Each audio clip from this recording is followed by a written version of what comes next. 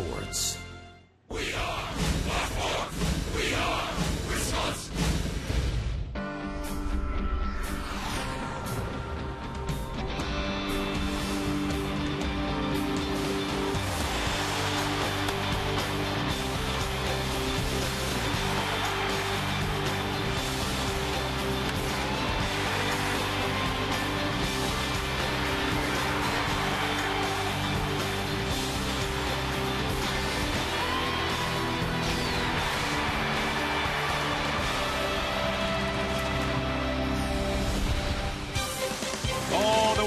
Outside is frightful here in Milwaukee. It feels like wintertime. It's snowing in April, but that's okay. Delightful inside.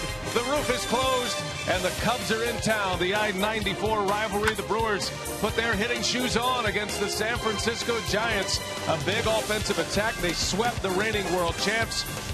Got a capper yesterday from Giovanni Gallardo, his first win of the season.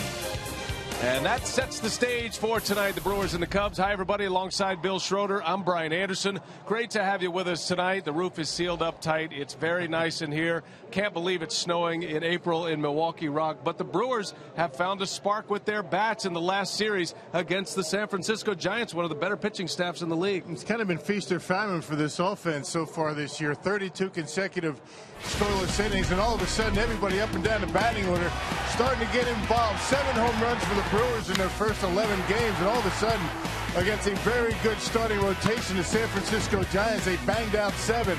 Guys at the top of the order, guys at the bottom of the order have been doing a great job. They say hitting is contagious, and I think that the guy in front of you, when he starts to hit and the guy behind you starts to hit, everybody starts to relax. You don't really feel the burden of the offense by yourself. Well, the Brewers are trying to make it 5 in a row. They send up Marco Estrada to the mound. When we come back, Craig Kashawn, Dave Nelson, they'll break down Marco Estrada and his night against Jeff Samardzija and the Cubs.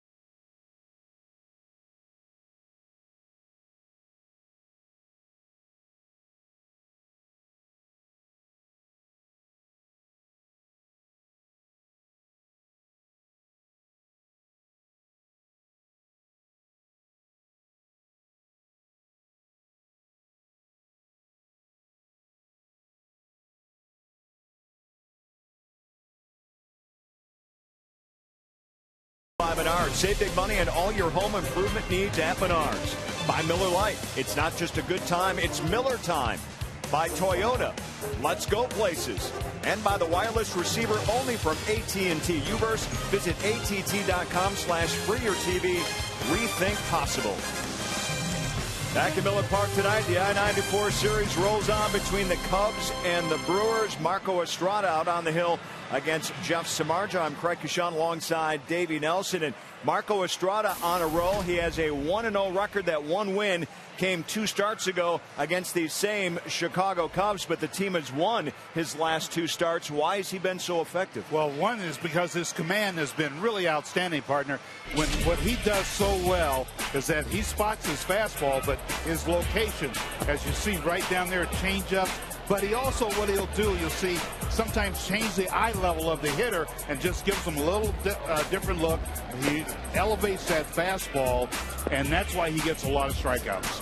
He has 21 strikeouts and has only issued 2 walks this season for Marco Estrada. The Brewers have won 4 in a row, and he started this winning streak on Sunday when the team was able to rally in that start Sunday to beat St. Louis. Now he's back out on the hill trying to make it 5 in a row for Milwaukee. Brewers in the dugout, ready to go. First pitch is coming up next. The Chicago Cubs and your Milwaukee Brewers here on Fox Sports Wisconsin.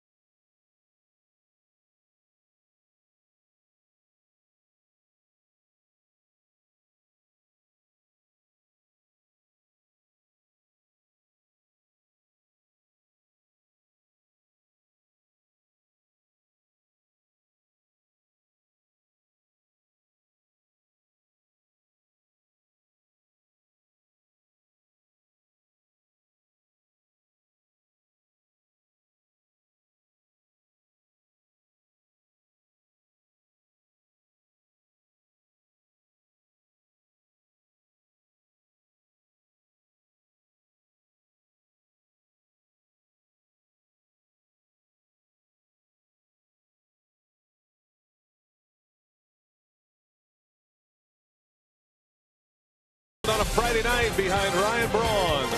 Brewers Cubs tonight, game 1 of a 3-game series as the homestand continues. And Marco Estrada is on the bump tonight, matching up against Jeff Samardzija, the hard-throwing right-hander. And there's a familiar face, Dale Swaim. Still looks strange in that other dugout, doesn't he? Former Brewers manager at one point back in 2008 on an interim basis. And his second season as the Cubs skipper. Endured a 100-loss season last season. Got a little bit better lineup going nowadays. Piggly Wiggly batting order that Swain puts together reads like this. It's De Jesus at the top. Castro batting second with Anthony Rizzo. Very good power hitter hitting third. And then in the middle, it's Soriano, Shearholtz, and Wellington Castillo, a young catcher. Luis Valbuena plays third. Darwin Barney at second base, and Jeff Samardzija rounds it out. And that's the Cubs starting 9 against right-hander Marco Estrada. And making his 4th start of the year. His 2nd start against the Cubs. He picked up a win back on April 8th at Wrigley. Has never lost to the Cubs in 4 starts. 9 games overall for Marco. Pretty good his last time out against St. Louis. As you check out the Menards defense for the Brewers, 4 games in a row, Ron Renick sent out the same lineup, same defensive lineup. Yuniesky Betancourt continues to play a solid first base, has not committed an error. Well, the Brewers going with the why change decision for Ron Renick. They've won 4 straight. They have gotten back to within 2 of 500 after starting the season, dropping 8 of their first 10 ball games. The Brewers are now 6-8. Uni Betancourt has had a terrific series, not just offensively, but at first base as well. Chris Cuccione will call the balls and strikes. Tom Hallion is the crew chief. He's over at first base. And the others, Phil Cuzzi and Ron Kolpa. There's the crew chief, Tom Hallion, 4-man big league umpiring crew. And everybody's in place. And we're ready to play ball here tonight. Very comfortable inside Miller Park. Not so comfortable outside Miller Park. Saw a little bit of snow, saw some rain, a little bit of sleet, and some hail earlier today. We had it all. Estrada ready to go. First pitch is in there for a strike. And away we go from Miller Park on a Friday night. David DeJesus leads off for the Cubs. And now their everyday center fielder. The Brewers split the series with the Cubs at Wrigley Field, just 2 games. Had a 3rd game scheduled that was postponed due to inclement weather, and the Cubs have dealt with a lot of that so far this year. They've lost 2 games. They're coming off a split against the Texas Rangers at Wrigley Field, while the Brewers coming off that sweep over the Giants. Cubs batting order starting to swing the bats a little bit. You know, Marco Estrada very effective in his first start against the Cubs back on April 8th. Very effective with a changeup. Had a lot of swings and misses on that pitch like he usually does. Now Marco Estrada joined by Giovanni Gallardo as the 2 starters with wins after Gallardo's victory yesterday. And there's a called strike 3, and a good way to start the night for Marco Estrada. Backwards K on David DeJesus. And Marco had 2 walks and now 22 strikeouts in 18 1/3 innings. So he's got a very good strikeout to walk ratio, as that one just barely catches the bottom of the strike zone.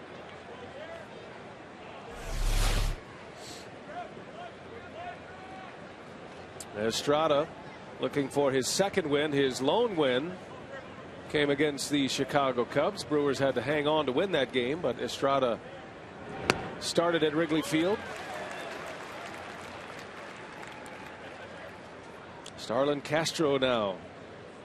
Castro hitting .311 coming in. He's 19 for 61 at the plate this year. He does have a couple of home runs. Quickly down, no balls and 2 strikes.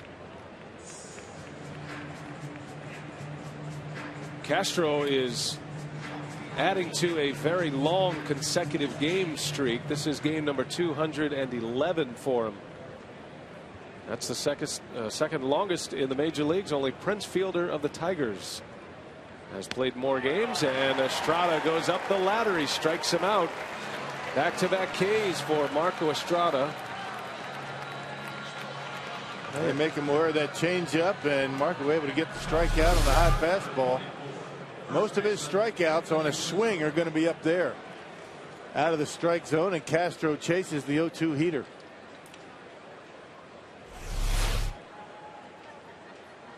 So 2 gone in the inning, and here is Anthony Rizzo now.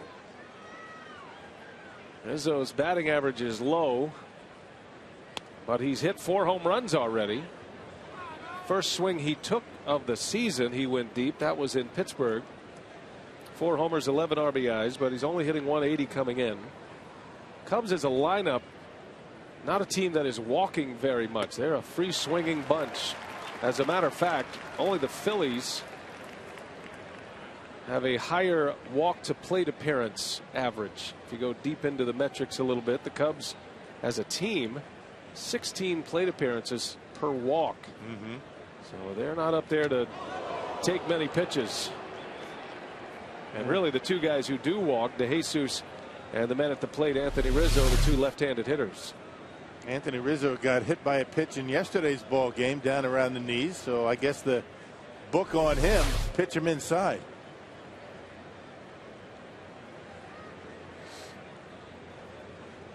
Two balls and a strike on Rizzo. And he's out in front of it. High fly ball to Aoki with plenty of room.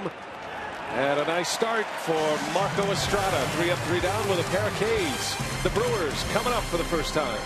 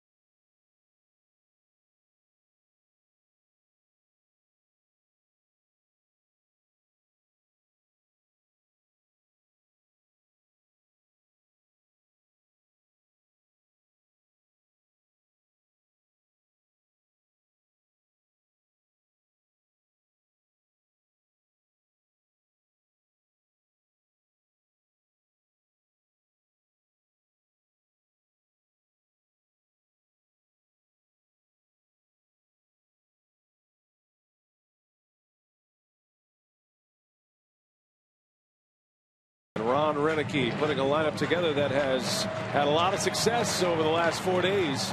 Piggly Wiggly batting order today for Renicky. It's Aoki, Segura, and Braun. Middle of the order, Weeks, Lucroy, and Gonzalez, with Gomez, Betancourt, and Estrada rounding it out. And that's the lineup that will face the hard-throwing right-hander Jeff Samardzija. Yeah, the opening day pitcher for Dale Swaim and the Cubs this year. Already making his 3rd road start. He's only made 1 start at home. He's made 17 appearances against the Brewers, 3 starts, and he's got a 2-3 record. Cubs come in at 5-9. And Samardzija impressively racking up a bunch of strikeouts early. Facing Nori Aoki to start it for the Brewers offensively, who has a good history against Samardzija. And there's a bouncer, and Rizzo cannot handle the hop. And Aoki is aboard on an error by Anthony Rizzo. Yeah, tried to be a little bit too quick. I think he tried to grab it and then tag Aoki, and he forgot something. Forgot the baseball. That's all it takes. And not a good start defensively for the Cubs. Cubs are near the bottom of the National League in team defense. Yeah, the Cubs overall as a team with now 12 errors in this, the 15th game of the season. That's the first for Rizzo, normally a sure-handed first baseman. So a base runner is aboard for Milwaukee for Gene Segura. And Aoki takes off, hit and run, beautifully done. Aoki on his way to 3rd, and Segura keeps on hitting. Came in with a batting average of .367, and now the Brewers in business in the first inning. Boy, nothing prettier than a well-executed hit and run, and Segura, perfect guy to do it. He goes to right field very well. Darwin Barney, the second baseman, covering. This ball almost gets a piece of Aoki as he goes by. Very close. I don't think he ever saw it coming. It probably tells you it was a straight steal by Aoki, but it worked out as a perfectly executed hit and run. And the balanced spray chart of Segura, he's done it all this year. So the error possibly opening up a big first inning for the Brewers. Now Ryan Braun stepping in. 3 pitches into this game, and Samardzija having to reach back for a little extra.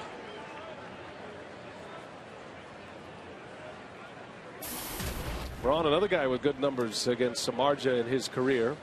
Braun hit his 3rd home run of the season yesterday. Has a home run against Samardzija. 6 for 13 lifetime against this pitcher.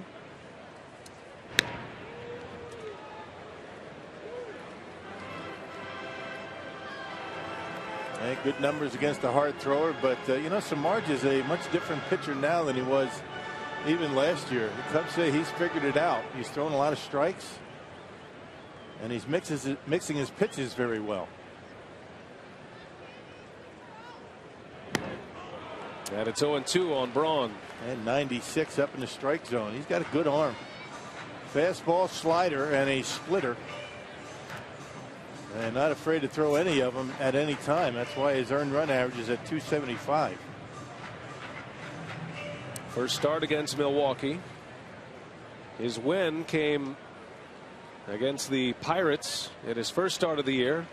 Losses to the Braves and the Giants in his last 2, Samardzija. Well, check out the Menards defense for the Cubs. 12 errors near the bottom of the league. Darwin Barney back, the Gold Glove second baseman from a year ago. He went 141 straight games without committing an error. So the Cubs glad to have him back. Now that tied a major league record, tying Placido Polanco's record, which he set as a member of the Tigers back in '07. That long errorless streak by Darwin Barney. 141 games playing a position that has a lot of traffic typically at second base. A lot of opportunities to make errors. That blind throw on a double play, and Darwin Barney has handled it pretty well. Started the year on the disabled list. He cut his knee right at the end of spring training. 0-2 to Braun. There goes Segura, and Braun fouls it away. And the Brewers running early and often here against Samardzija. Like a lot of power pitchers, he looks like a guy you might be able to take advantage of on the base paths. Castillo, the Cubs catcher, throws the ball well. Samardzija, a big guy. Takes a while to get rid of the baseball. He's 6'5". First and third, nobody out. Another 2-strike pitch is hammered into deep left field. Soriano looks up, and there she goes. Ryan Braun with a 3-run home run. And back-to-back games with a first-inning home run to give the Brewers the lead. That's number 4 for Braun. And Samardzija hung a slider, and Ryan Braun all over it on a 0-2 count. Goodness gracious. Now the Brewers have been scoring early in games lately. They're all over Matt Cain early in yesterday's game. There it is, a hanger up around the letters, and Ryan able to get on top of it and knock it out of here. And Powerball home run count number 4 for Ryan Braun. Well, the Brewers are banging away on this homestand. That is already the 8th home run in the 4th game of this series. 3 games and an inning. It took the Brewers 11 games, the first 11 games, to hit 7 home runs, and then they hit 7 in the series against the Giants. And now Braun goes deep, and Samardzija, 8 pitches into his start, is down 3-0 in this game.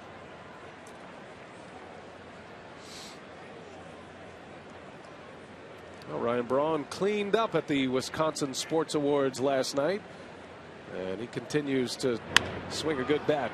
A little flare, going to be a tough play, and Barney unable to get there. Weeks never slowed down. He's on his way to second, and that'll be a hustle double for Ricky Weeks.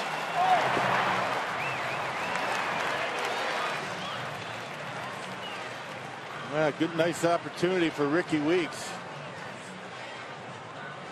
Hustles out of that box, figuring that's going to be a tough play for somebody. It's kind of right in between the right fielder Schierholtz and Darwin Barney, and not even the Gold Glover can get a piece of that one. Pitch down in the strike zone, and Ricky Weeks knows that that's going to be trouble. He's hustling all the way and makes it into second base easily. Can't ask for a better start to the night for Milwaukee. It's the 4th double of the year for Ricky Weeks. Barney, who has great range, he's the an outstanding defender. He comes up just a little short. So the Brewers already with 3 runs on 3 hits. There was that opening error by Rizzo. The first 4 batters have reached. And here comes Jonathan Lucroy as you hear the chants of Luke come raining down on him. Overall numbers at .255 for Lucroy. A couple of homers, 8 runs batted in. But there is a definite demarcation line for Lucroy. He started 0 for 13 this year, but is now 12 for his last 34 at the plate since that 0 for 13 start. And that's a .353 pace during that time. Both of his home runs have come during that time. And that's why Ron Renniges hadn't been able to get out of the lineup.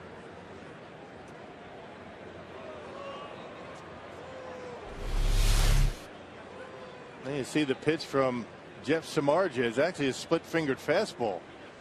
Kind of looked like a slider, but he got on the side of a split-fingered fastball, off speed anyway, regardless, and knocks it out of here. And a pump of the fist for Ryan Braun. So the count at 0-2 as Lucroy chases.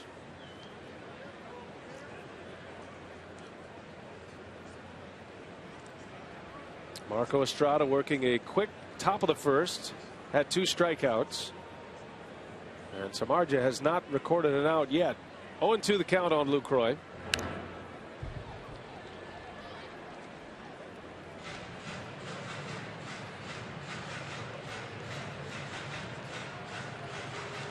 Well, Lucroy was in all-star form last year prior to his injury.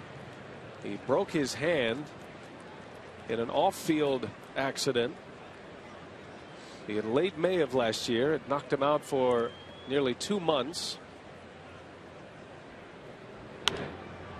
There's another little flare. That's going to be a tough play. It slices and it's just foul. Wow. Samardzija's got to be out there thinking, what do I got to do to get it out here? That one missed by about 3 feet from being another double and a run in.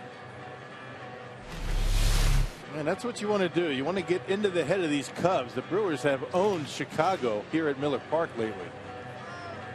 Now the Brewers have won 15 of their last 17 games against the Chicago Cubs here at Miller Park. Man, you got off to a good start and you got them thinking that what do we got to do to win here? Oh no, not again type mentality in that dugout. Now that's a mark that goes back to the 2011 season as Lucroy. That's a fair ball. Down in the corner it goes. Weeks will score easily. Lucroy thinking about 3. He's going to try it. And he will make it. A triple for Jonathan Lucroy. 4-0 Brewers.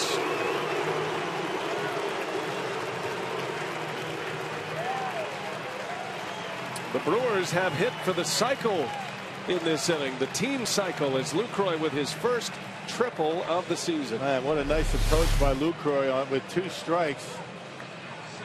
Not a bad pitch. It might have got a little bit of the plate, but it was up down in his zone, and he just slices it inside that right field line and hustles all the way around to third base. This ball gets through 2 cutoff men, and Lucroy slides in safely. Cubs might have had a shot if Barney comes up with that relay. He never slowed down. Infield in now for Alex Gonzalez. Still nobody out.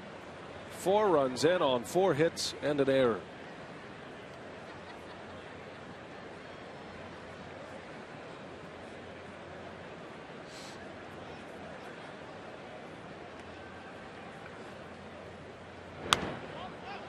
Popped him up. That's going to drift into the seats. Oh, what a start tonight for the Brew Crew.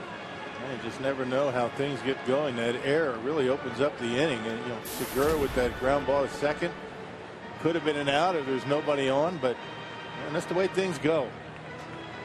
Teams make mistakes, and the Brewers have been jumping all over it.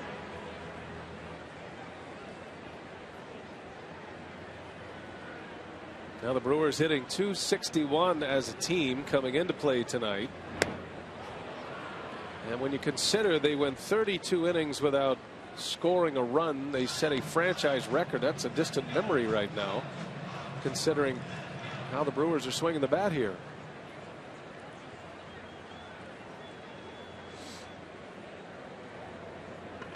I remember what Johnny Naron said before the Giants series began. He said the due bucket is full, meaning they're due to get some hits. And boy, was he right on the money with that. They've been hitting ever since. And it's been everybody contributing. Everybody up and down the batting order. That's what it takes.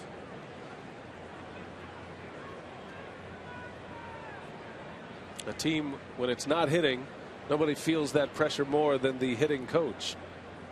Same for a pitching coach when the team's not pitching well, as Gonzalez foul tips that one in and out of the mid of Castillo. Well, they say hitting's contagious, and I think what that really means is that a guy like Gonzalez goes up there, he doesn't feel the weight of the world on his shoulders when nobody else around him is hitting. He's figuring, I'm going to relax. If I don't get it done, the guy behind me is going to be able to drive in a run.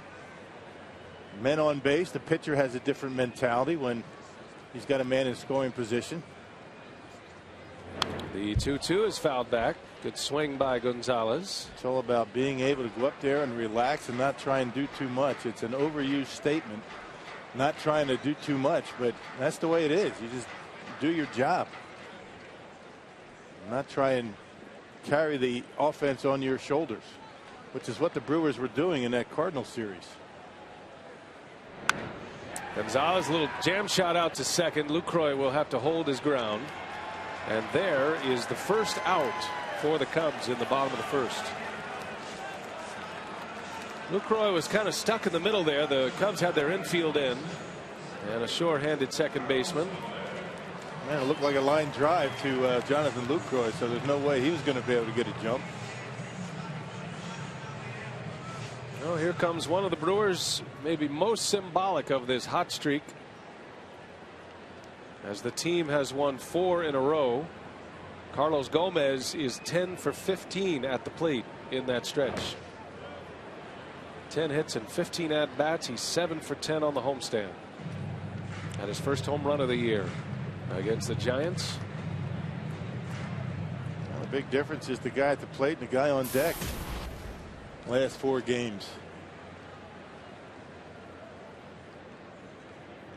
Cubs still have their infield in, and Gomez lifts it in the air. Lucroy's going to tag. Barney makes the catch, and Lucroy cannot advance. Boy, Ed Cedar was all the way down near home plate, the third base coach, to get the stop sign up for Jonathan Lucroy. Yeah, which means he was going to wait as long as he could to hold him up. If the throw was going to be off the mark or there was going to be a stumble, watch Eddie. As soon as that ball goes up in the air, when he's down that far, he wants Lucroy to tag, take off, and sends him back when he sees a good throw. I thought Ed Cedar was trying to score on that pop-up. Well, that is the second out now. Lucroy still at third base, and here comes Yudi Betancourt. We highlighted Betancourt in the Brewers Live pregame show today. Well, he's having a great series, and not just with the bat. He's been outstanding defensively as well, playing first base. Brewers are anxious for Aramis Ramirez to return, and he will be back soon, probably on the next road trip toward the end, or certainly by the time the Brewers return to Miller Park for the next homestand. Betancourt has 5 hits in his last 4 games, including that grand slam. Slow roller over to cut it off Valbuena, and he gets Betancourt for the out, and the inning ends. But the Brewers put 4 on the board. They hit for the team cycle in the first inning. Braun goes deep, a 3-run blast. Lucroy with a triple and an RBI, scoring Weeks.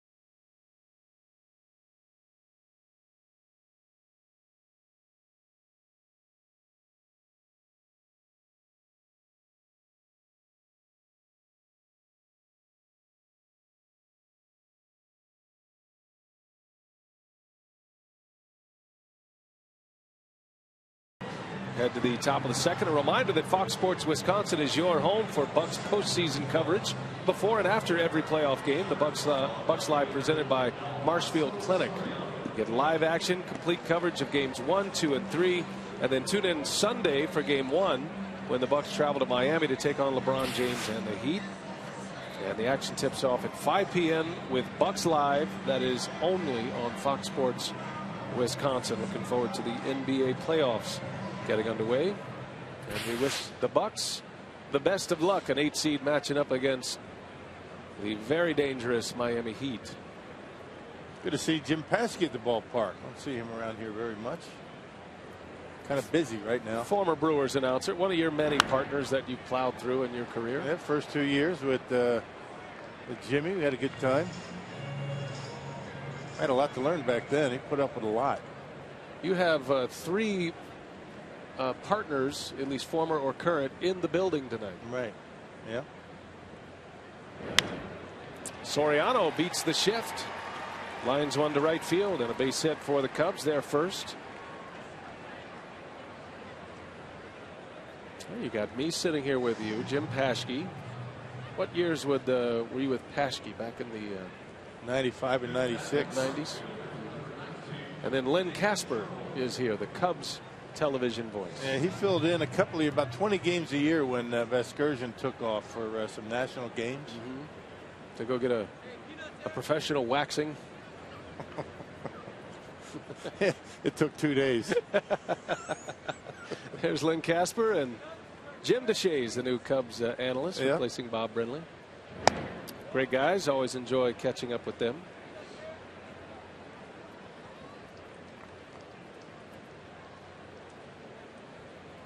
Here's Nate Schierholtz with a man on.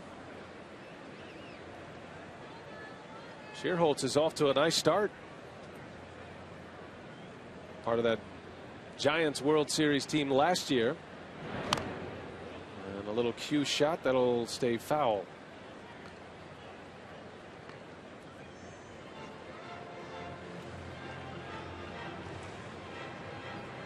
Well, Ryan Braun was a star last night, as was the man in the shadows there. That is Aaron Rodgers.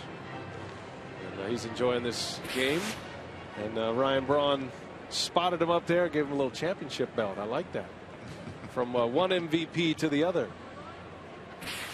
And those two were a big hit at the Wisconsin Sports Awards last night.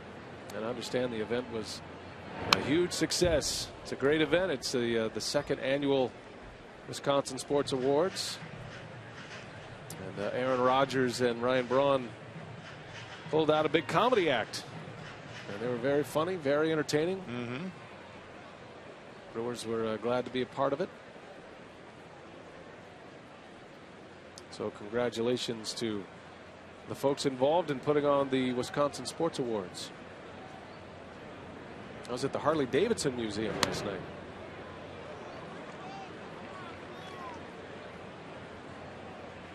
Two and two the count on Nate Schierholtz.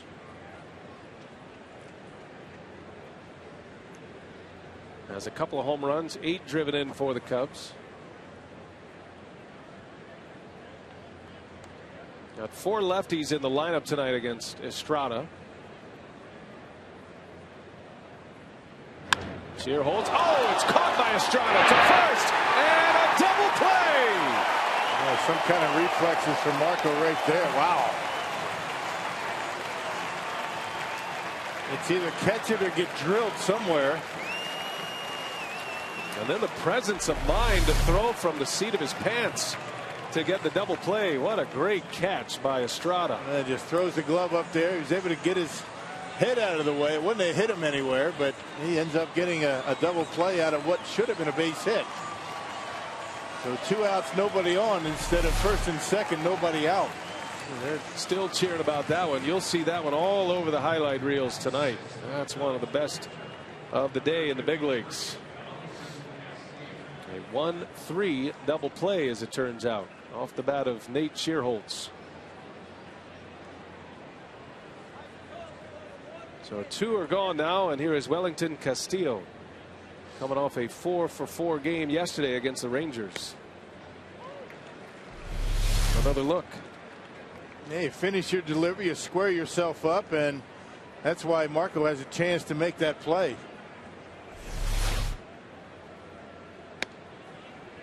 Oh, and you start the season 2-8, and it seems like everything's going wrong.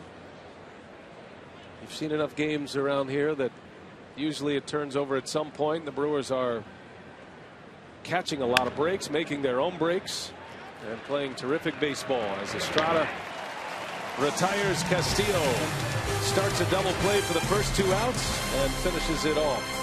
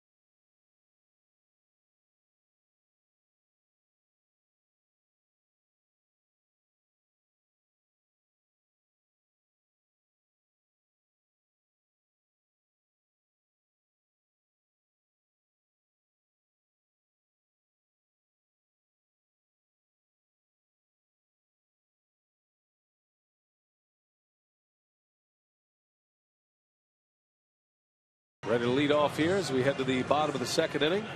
Want to say hi to all the kids at the Milwaukee College Preparatory School on 35th Street. Rock, I went over there and had a chat with them earlier today, and man, great kids, very inspiring. I told them I'd hold up their T-shirt. Nice. And I told them I would cover up Schroeder with it.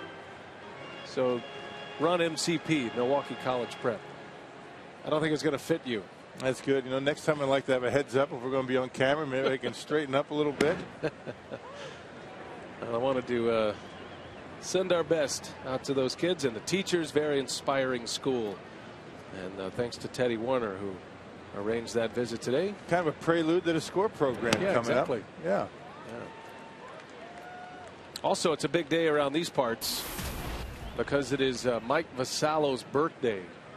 The Brewers Director of Media Relations. It's a big day in the Vasallo household. Yes. I mean, it's bigger than Christmas. I don't know a guy who loves his birthday more than Mike Vasallo. He presented himself with a very nice cake earlier today. It was good, too. I had some. I did, too. Not too many guys bring their own cake for their birthday, right? BYOC. Estrada is down quickly. Samardzija making quick work of Marco Estrada for his first strikeout. Now that brings us to tonight's Tavern of the Game winner, Valley Green Golf Course in Muskego. They call the Brewers in the next 24 hours. They get 40 Miller Lite beer pen tickets to a Brewers home game this year. This offer courtesy of the Tavern League of Wisconsin, Miller Lite, and Mike Vasallo's birthday. Well, there won't be any golfing going on there in Muskego. Maybe a little bit of bellying up over there at the Valley Green Golf Course. One of these days we'll actually put a tee in the ground here. It's going to happen. We might have to be in California when it happens, but we're going to play here in Milwaukee soon. We're going there next week. Day off in Los Angeles.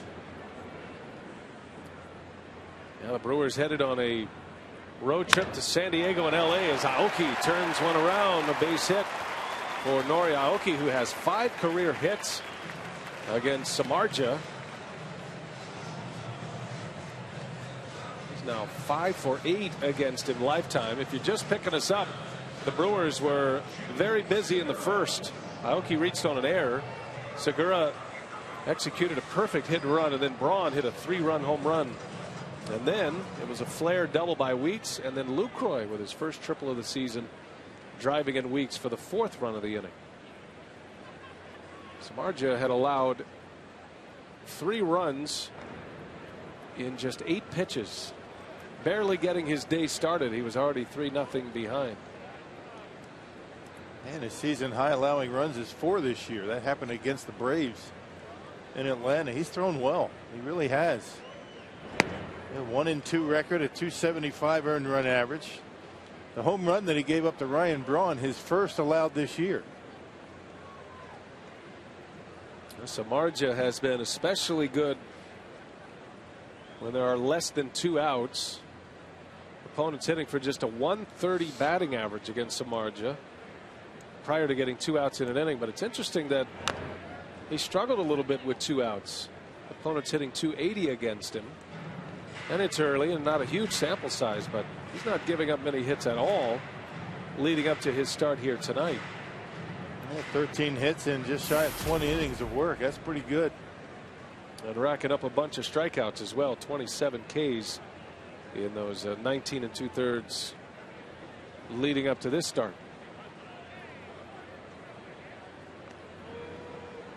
Former wide receiver at Notre Dame. He was a good one too. Had certainly had a chance to go to the NFL, but he decided on baseball instead. And he signed a major league contract out of college. He signed a major league contract, a multi-year deal, before he even played a game in the minors. And he strikes out Segura, the 2nd out of the inning, on his 2nd K. I'm going to say breaking ball because it's tough sometimes to determine between, the split-fingered fastball and the slider. There's a splitter. You don't see many split-fingered fastballs with that arm angle, kind of on the side. He has that tumbling action. It doesn't go down as much as it does just act like a changeup, more or less. Well, that splitter is a devastating pitch. It can also be tough to corral. Aoki takes off, and the throw to second is going to be in time. Aoki cut down trying to steal second base. And that leaves Braun in the batter's box. Castillo takes care of the Brewers leadoff hitter to end the inning.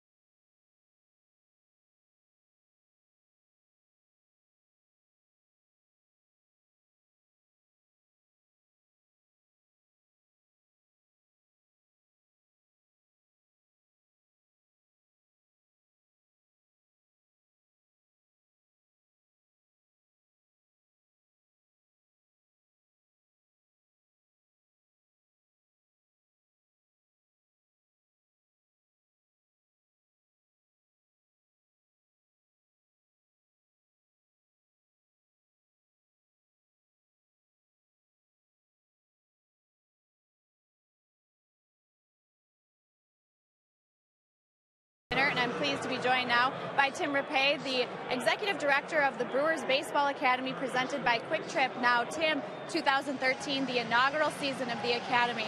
It will be open to kids between ages 6 and 14, 8 different week-long baseball and softball camps. What can campers expect with this year? Well, the first thing they can expect is great baseball training. And, of course, they'll get a world-class Brewers experience.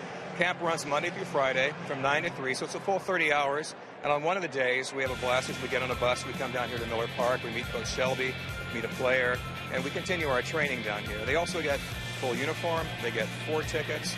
They get a digital motion analysis of their swing, and just a week that they'll remember for the rest of their lives. Now, like you said, it's not just basic fundamentals. Every camper will receive that video motion analysis. Tell us more about that.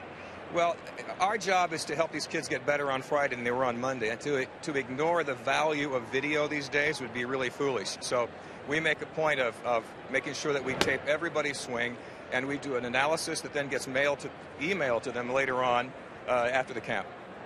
All right, now the important part, how do kids get signed up and how much will it cost?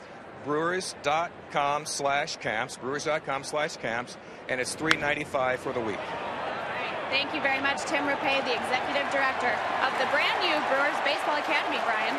All right, Sophia, thanks. As Luis Valbuena puts the Cubs on the board, a home run to right. Valbuena with his second home run of the season makes it 4-1 Milwaukee. No doubt about that one as he goes up into the Loge level in right field. And you see the changeup from Marco, the changeup grip, and it looked like Valbuena was waiting for it. He was right on it, and nice hit, level swing, and he knocks it out of here into that second deck.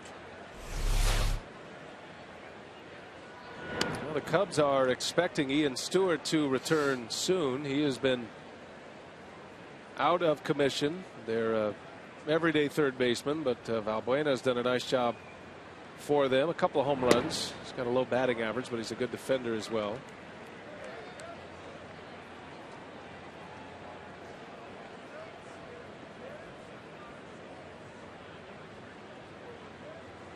Darwin Barney heading down at near the bottom of the Cubs order, slashes that one foul.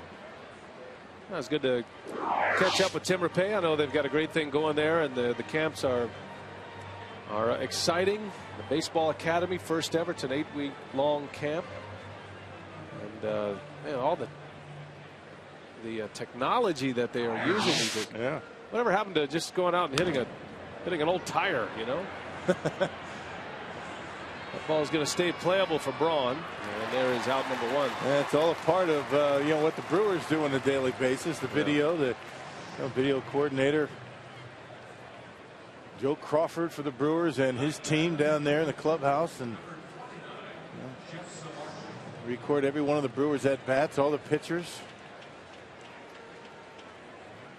There's Mike Vasallo, John Steinman. Oh, we have images of the birthday cake. Nice. And Sharon and Lorraine. Vasallo not quite worthy to be in that photograph, actually. Those are two very hardworking ladies. Very strong women. And which one doesn't belong?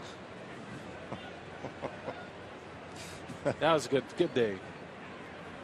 Enjoyed it.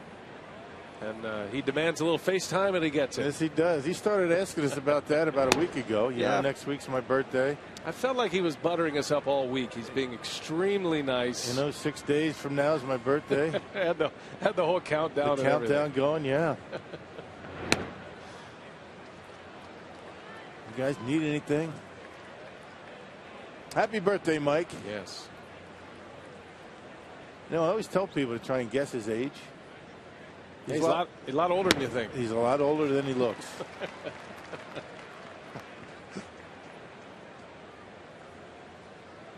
Cubs pitcher at the plate, Jeff Samardzija.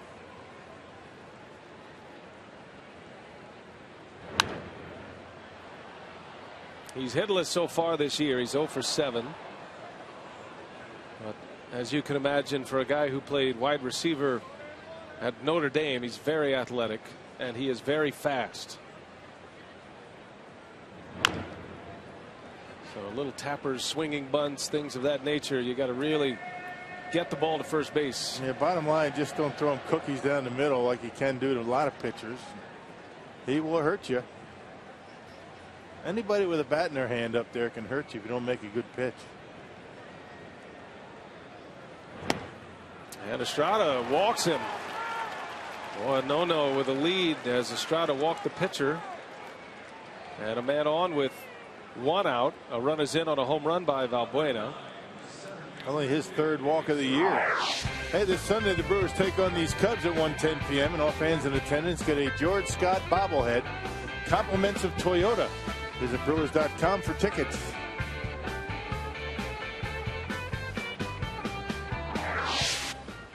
So back to the top of the order now, and David DeJesus, a strikeout victim in the first. Estrada struck him out looking. Estrada has very good command, and walks have been rare this year for Marco. So even more unusual that he walks the pitcher in an 8-pitch at bat by Samardzija. Estrada has only given up 3 walks all season, compared to 23 strikeouts at this point.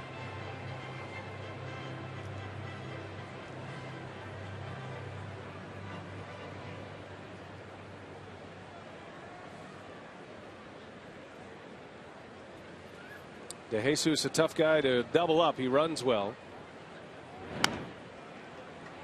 And it goes to 2-0. I know managers love early runs, but there's something about a 4-run first inning or a big first inning always gives a manager a little anxiety about the rest of the game. And you don't want anybody letting down.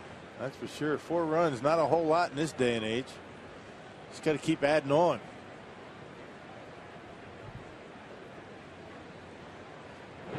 And that ball's hit high in the air, foul. DeJesus just got out ahead of it. And certainly the mindset of the pitcher doesn't change regardless of the score. At least not early on.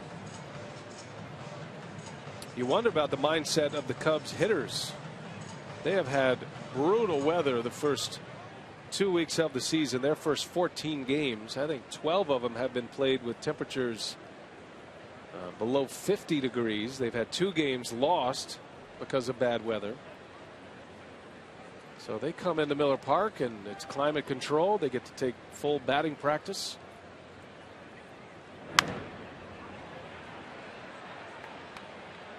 Hitters don't like the cold weather. Well, nobody really likes the cold weather, but you know, everybody has to deal with it. I mean, back in the days before all the roofs on the stadiums, I mean, everybody had to deal with it. Milwaukee, Chicago, everybody. It has been an unusually wet, cold spring here in the upper Midwest. Minnesota Twins had their game snowed out today. 7 inches of snow up in Minneapolis. Wow. Goodness gracious. 2-2 pitch, and that one's down and in, and the count goes full now. And it'll be interesting to see if Dale Swaim will send his pitcher in a 3-2 count.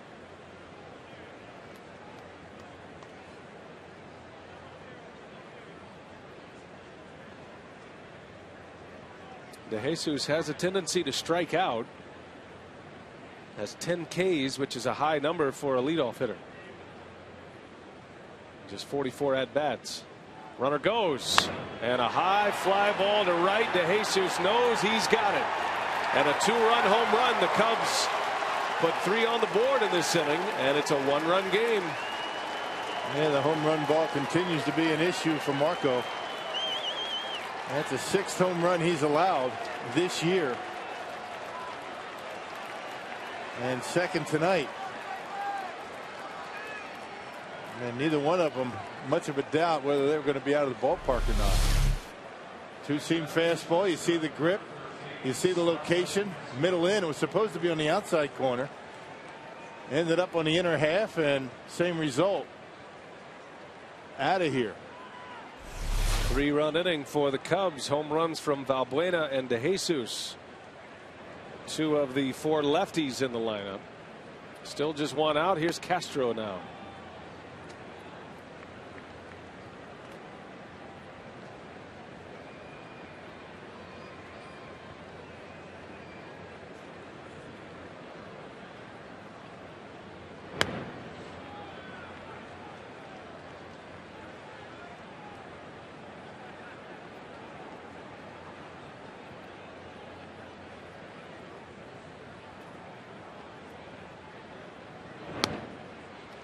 2-1. Castro, a strikeout victim his first time up. Now in his fourth year in the big leagues. And still just 23 years of age. He's the same age as Gene Segura, the Brewers shortstop. Think about that. And a base hit to right. That's a third hit for the Cubs in this inning, the fourth base runner of the inning. And now Estrada drifting into some of the power hitters. That's going to bring a visit from Rick Kranitz out of the Brewers dugout, the pitching coach. Yeah, just not very good location with his fastball tonight. He's missing badly on the fastball on a number of occasions, and the Cubs, every time he does miss, are hitting it hard. Yeah, 4 hits now for Chicago, 3 of them coming in this inning.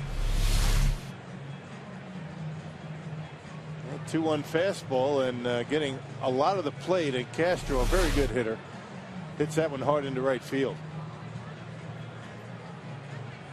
Well, that base hit by Castro extends his hitting streak to 11 games. Estrada has always been prone in his career as a starting pitcher to give up a big inning. And we've seen it on a number of occasions when he has given up a big inning. He's come back and settled down. You're hoping he can do that tonight. Brewers gave him 4 runs in the first. The Cubs have scored 3 here in the third. And the power coming up. Here's Anthony Rizzo now. He pulls it to Bencourt. Nice pick. Throw to second for 1. Segura's return in time. And just like that, a double play to get Estrada out of the inning. And more slick defense by Uni B. 3-6-3 double play. 4-3 Brewers.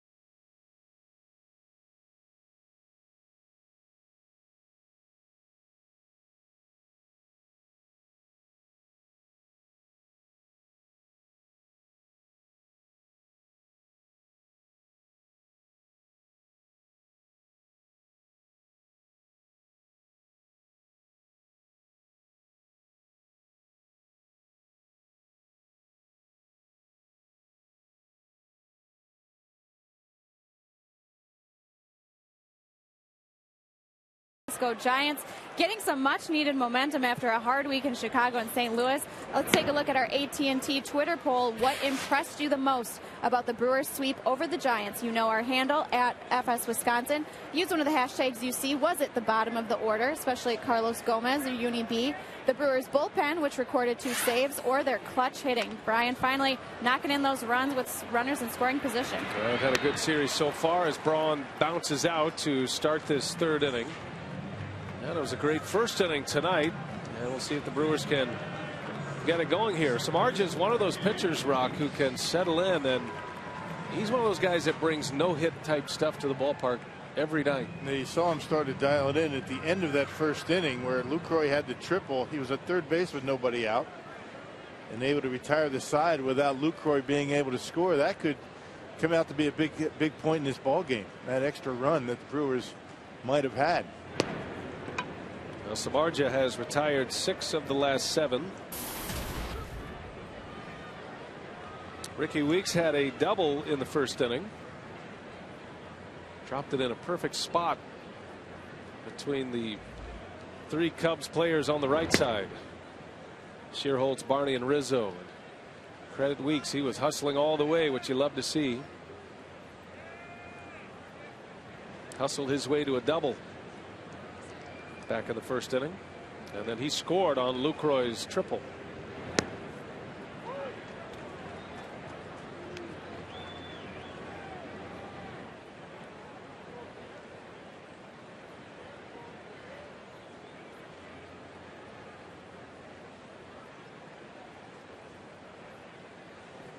Two balls and a strike on Weeks, and it goes to 2-2. That's turning into a pretty good pitch, that split finger fastball.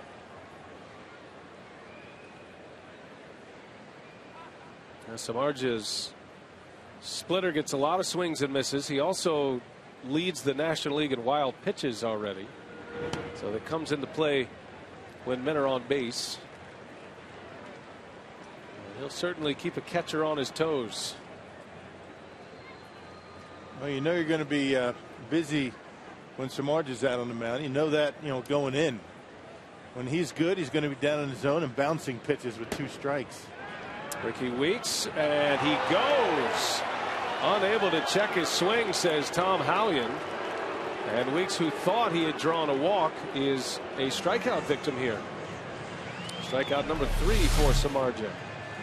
You see Tom Hallion taking a look at it, pretty close, but first base umpire waiting to be asked and rings him up. Well, you can see why he called him out. So 2 men are out. 2 up, 2 down for Jeff Samardzia, and that'll bring up Jonathan Lucroy.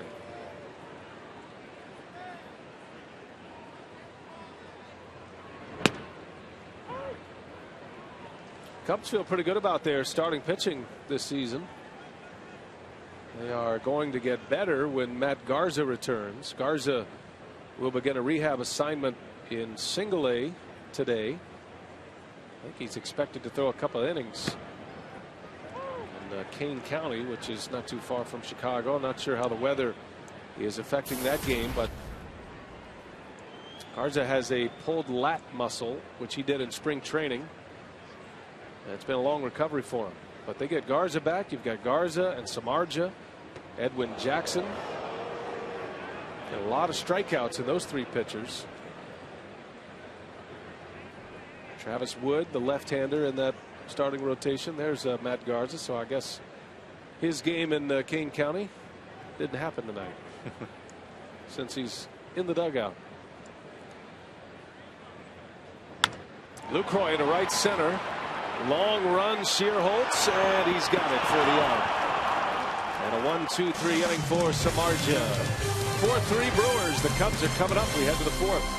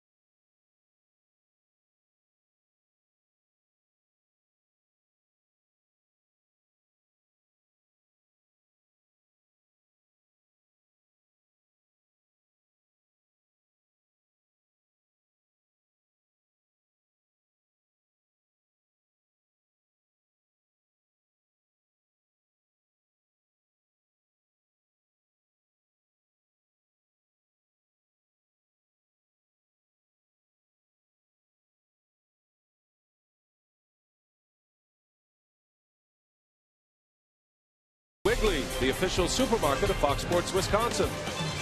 By Ho Chunk Gaming Wisconsin, your ticket to more. And by Marshfield Clinic, don't just live, shine. Brewers Cubs, game 1 of this 3-game series.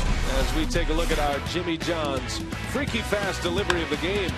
Freaky fast reactions from Marco Estrada as he snares the line drive.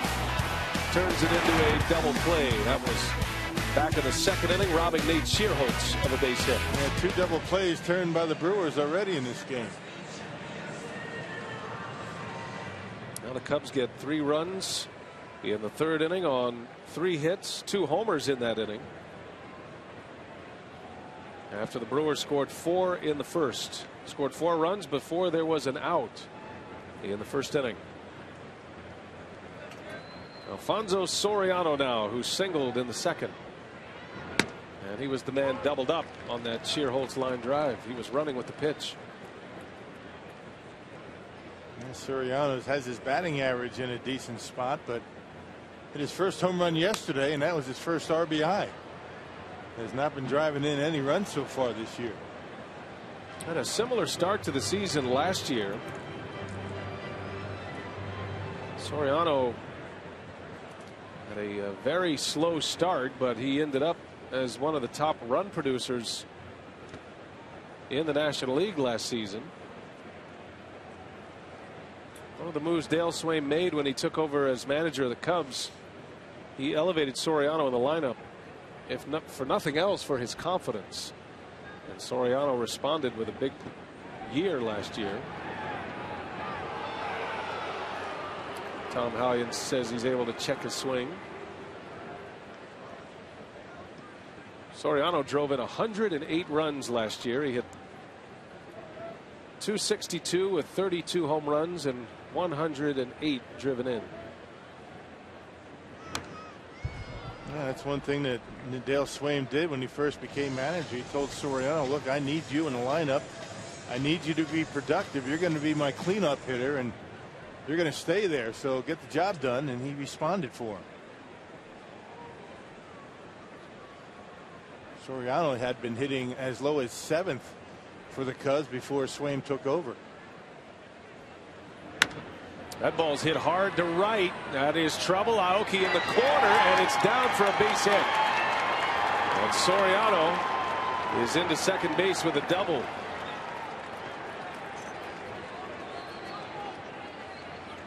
So a 2-strike hit yet again against Marco Estrada, and a double starts the 4th inning for the Cubs. Yeah, the 4-seam fastball. Lucroy wanted it away. You could see it leak back over the heart of the plate. So Marco having a tough time with his location tonight. And not just with the fastball, but that changeup too has been up in the strike zone. And just barely sneaks it inside that right field line down in the corner. And the Cubs put the tying run at second base to start this 4th inning for Nate Shearholtz.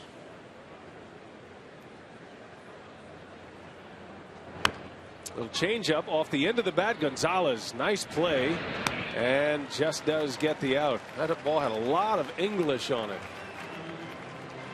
And Gonzalez able to cut it off with the modified shift on defensively. And just as importantly, little cue shot off the end of the bat holds Siriano at second base.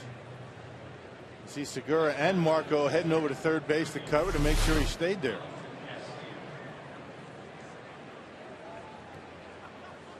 So 1 gone with a runner at second for the Cubs catcher Wellington Castillo.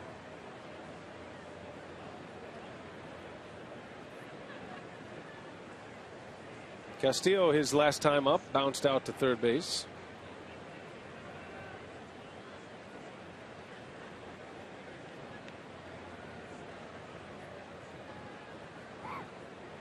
A pickoff play. Unsuccessful, but Weeks able to get enough of it to keep it in the infield.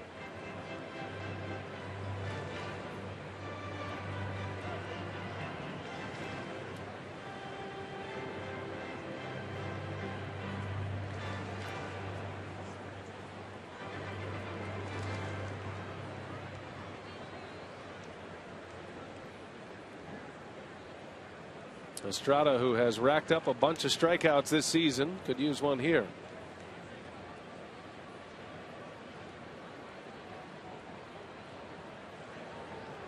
And time is called. Well, Estrada was already into his motion.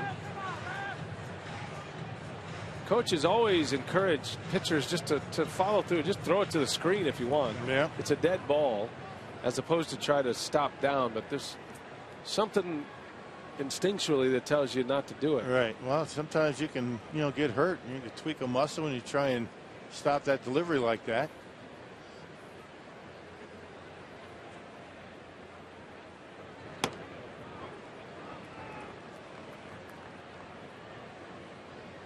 Castillo is a free swinger at the plate. As we mentioned, the Cubs a team that typically don't walk much as a group. Castillo's always up there ready to hack.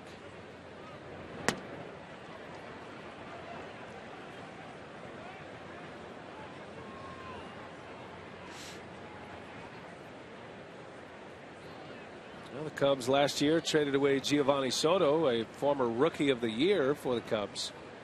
Back in the 2008 season, that cleared the path for Castillo to be their everyday catcher. In the air to center field, sounded like it was off the end of the bat, and Gomez hauls it in for out number 2. And Marco just kept going with that curveball. I guess perhaps first base was open, maybe set up the double play, but on a 2-0 pitch, he's able to get him on a curveball off the end of the bat. Good job. So 2 men are out, and here comes Valbuena, who put the Cubs on the board his last time up. He hit a home run to right. Started a 3-run inning for Chicago.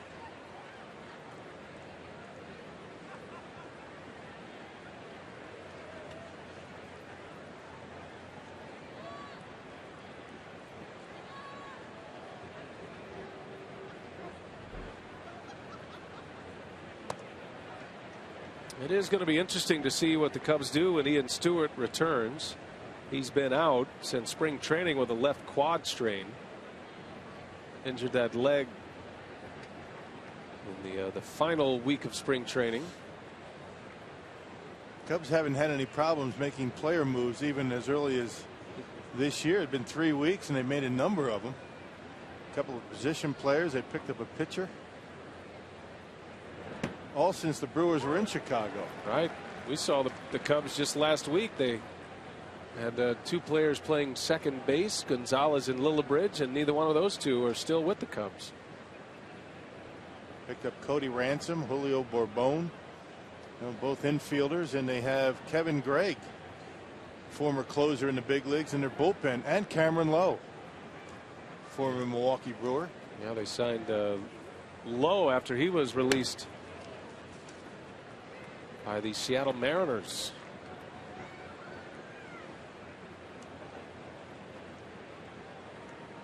Not afraid to change it up. There's Cameron Lowe, reunited with Dale Swaim.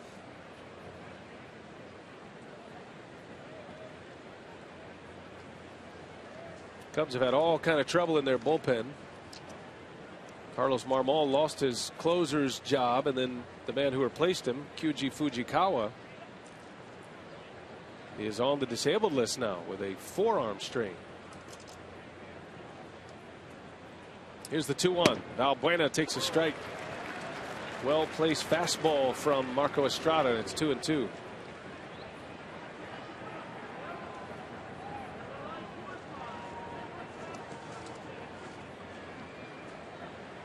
Two outs in the inning. Marco trying to work around a leadoff double by Soriano, who has 2 hits today. Still at second base. And he hit him. Estrada hits Valbuena on a 2-strike pitch. The second time that Estrada has tried to come inside. You remember early in the game, Rizzo nearly got hit with one. And that one not even close. Valbuena no chance to get out of the way of this pitch. And gets him on the hip. or out of the stomach, perhaps. Location issues for Marco tonight. And when you're a control pitcher, that's not good news.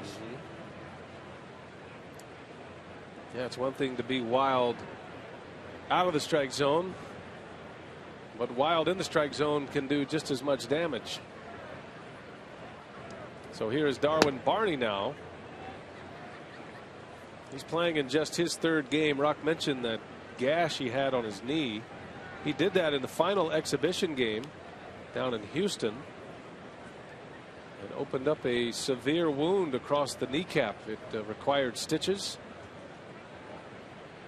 It was right on the bend of the knee too, so every time Barney thought he was getting closer to returning to the field, he kept opening up the wound again. So they finally got it healed up properly, and he's playing in just his third game. He's 0 for 9 to start the season.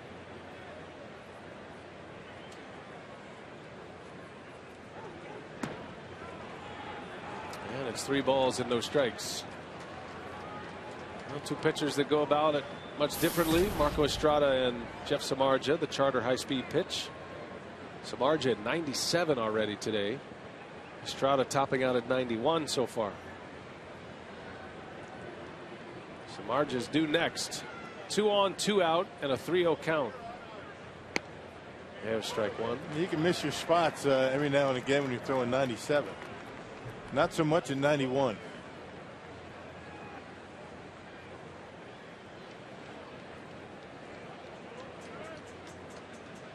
Barney hit .254 last year. Got to be careful with this pitch.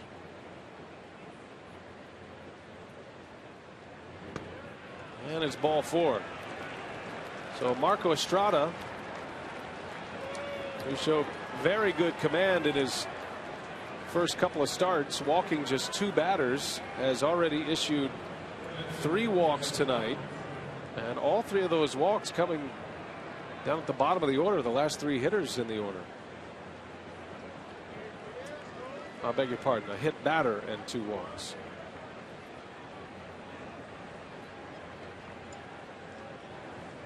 Samardzija walked his first time up. Bases loaded, 2 outs. And it skips away. Lucroy won't make a throw. Soriano made a break for the plate. Man, with the pitcher up, he's thinking he's going to take an opportunity if that ball gets away to score. Lucroy backhands it.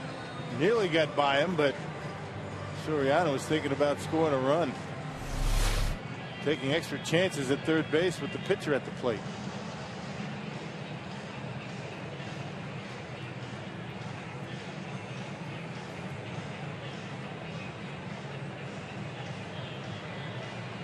Oh, grinder of an inning here for Estrada, giving up 3 runs last inning. He does have 2 outs and the pitcher at the plate, but the Cubs have loaded it up.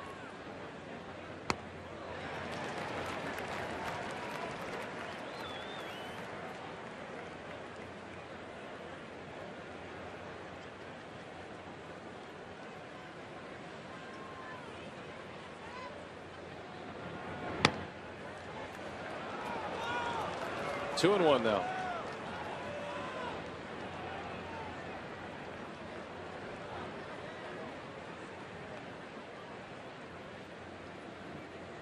Estrada deals. Samardzija, big swing. 2 balls, 2 strikes.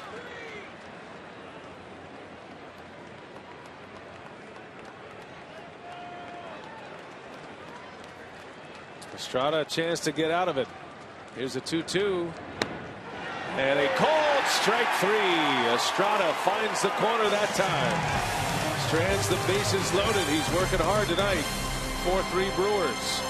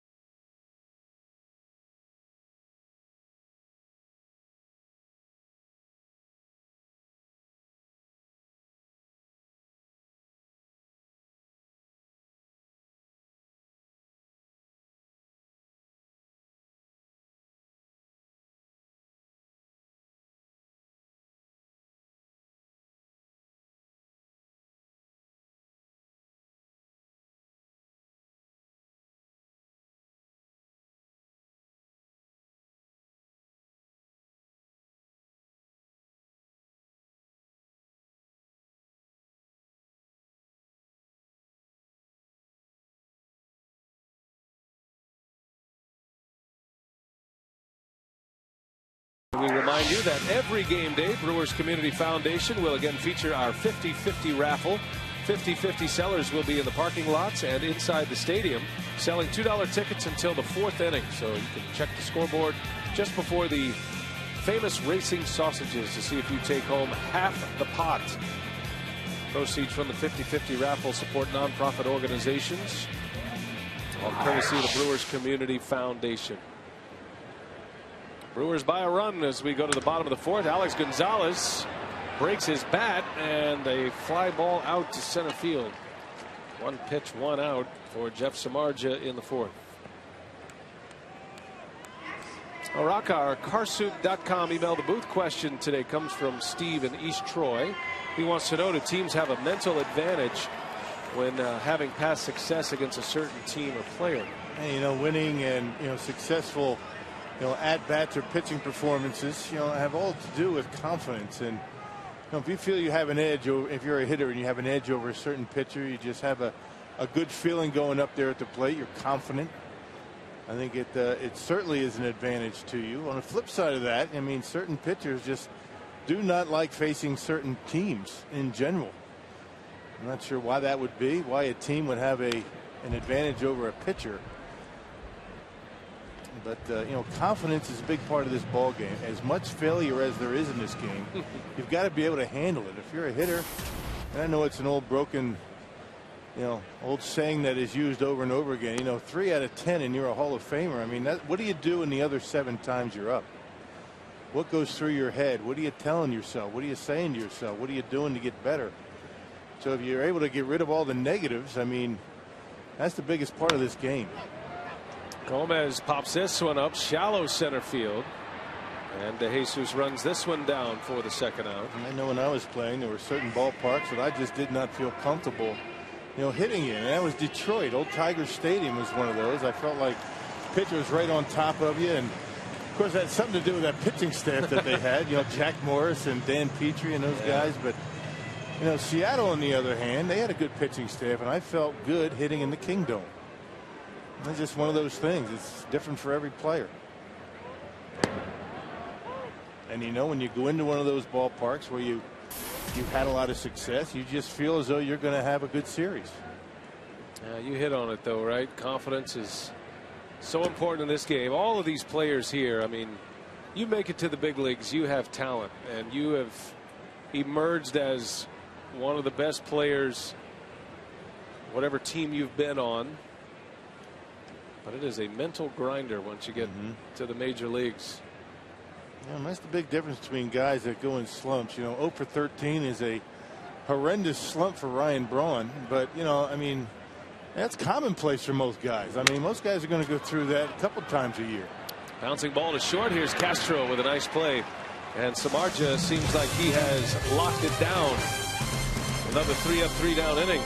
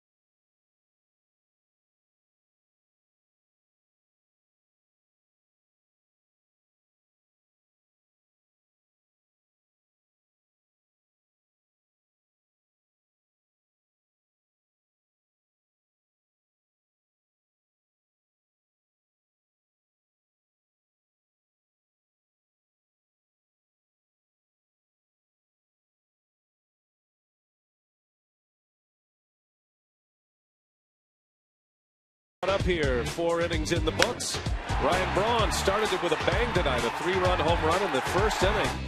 Brewers scored 4 in the first, but the Cubs answer with 3 in the top of the third. It was a home run by Valbuena and De Jesus. De Jesus hit a 2-run home run. So 3 home runs in this game. Ryan Braun has first inning home runs in each of the last 2 games. Gives him 4 home runs for the season, and now 12 runs batted in. And it's 4-3 Milwaukee as we head to the 5th. Now it's been a grinder the last couple of innings for Marco Estrada, trying to work through, a night where he really doesn't have as good command. Having a tough time locating his off-speed pitches. His fastball's been leaking over the plate, but still here he is in the 5th with the lead. Sometimes you're going to have nights like that. You got to work through it. We were just checking the news between innings, and the Boston police have apprehended the final suspect in the bombing at the Boston Marathon, and just reminds us how appreciative we are to all of those who serve us, keep us safe, all the police officers here and rescue teams, and they did a fantastic job. They put themselves in harm's way all the time, and that's incredible police work that they did up in Boston last couple of days, man. Now the Red Sox game was postponed tonight with the Royals, as that city was on lockdown, that area, that community, Watertown, and they've apprehended the suspect, and we tip our hat to the federal agents and all of the police officers and security personnel involved. Ricky Weeks, nice play, can't get it out of his glove, and Jesus, who runs well, will beat it out for his second hit. That'll be an infield hit. De Jesus off to a very good start for the Cubs in that leadoff spot. The first 2 guys have been red hot for the Cubs coming out of the chute. I'm not sure even if Ricky gets that ball out of his glove the first time, he's going to be able to get enough on the throw to get to Jesus, who runs very well. So the Cubs now with 6 hits. De Jesus has 2 of them. Had a 2-run homer in the third. Now he's aboard. He's a base stealer. And here's Starlin Castro, who singled his last time up.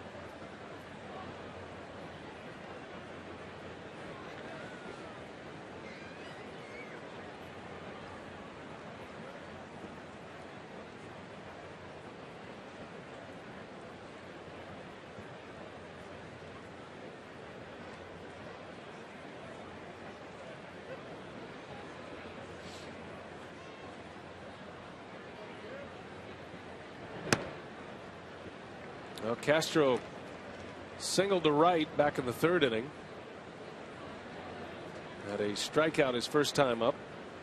Marco with 3 strikeouts. He's walked 2 batters. He's hit a batter and has allowed 6 hits.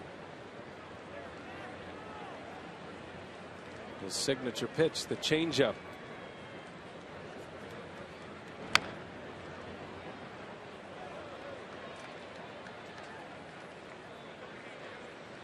Maybe going to miss up in the strike zone with a changeup. You better put it where Marco just did, on the outside corner. Leave that pitch middle in, and hitter's going to get a pretty good swing at it and hit it hard. Normally a hitter's going to be out in front of a changeup. You put it away, you're in pretty good shape. Inside, not so much.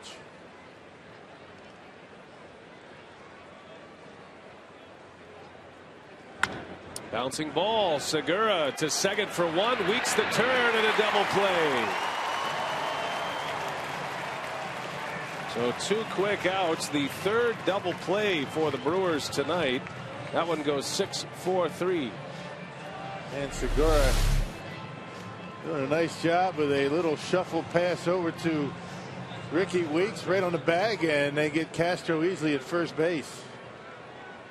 Double play has been the friend of Marco tonight. He's got him out of some jams. 3 in the last 4 innings for Estrada. Base is empty now with 2 away for Anthony Rizzo.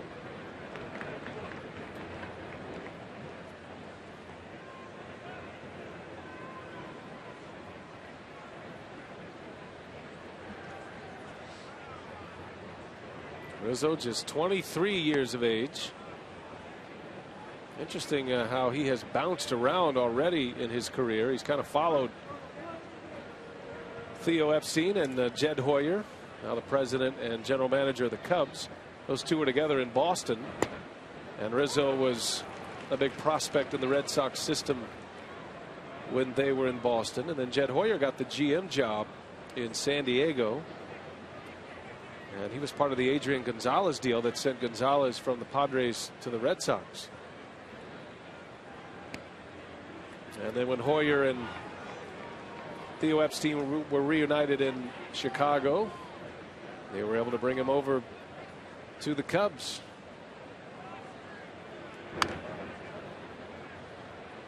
Hey, residents of Milwaukee, Ozaki, Racine, Washington, and Waukesha counties, you can purchase half-price tickets to Brewers games against the Pirates and Cardinals April 29th through May 3rd. Save 50% on tickets at brewers.com/5county.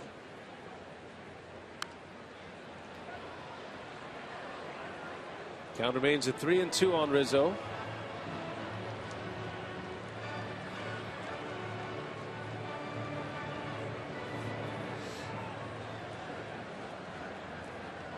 The payoff pitch jammed him. That's back in the seats. Estrada's throwing the kitchen sink at him. Keeps fouling him away.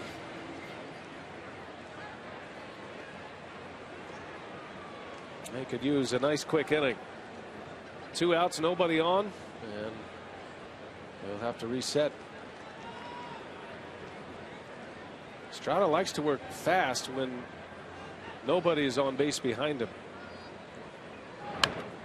Things slow down a little bit when he goes in the stretch with runners aboard. And more deliberate, may perhaps want to freeze the runner on first base.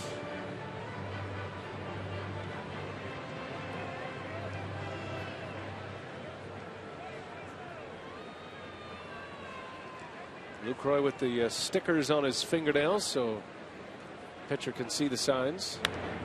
Out in front, and that one is going to be in the front row. Nice catch down there by a member of the grounds crew. Speaking of guys ready for some sunshine, the grounds crew here trying to keep this grass in shape. That's nicely done. And nothing to it. 10th pitch of the at bat, and Rizzo fouls another one off. Estrada's pitch count is now at 87 as we play here in the 5th inning. It's amazing that the ground crew has been able to keep this grass as green as it is. Given the weather we've had around here, that's just an incredible job by those guys. Rizzo finally puts one between the lines, and a 10-pitch battle is won by Marco Estrada. He is through 5 with the lead. Brewers coming to bat.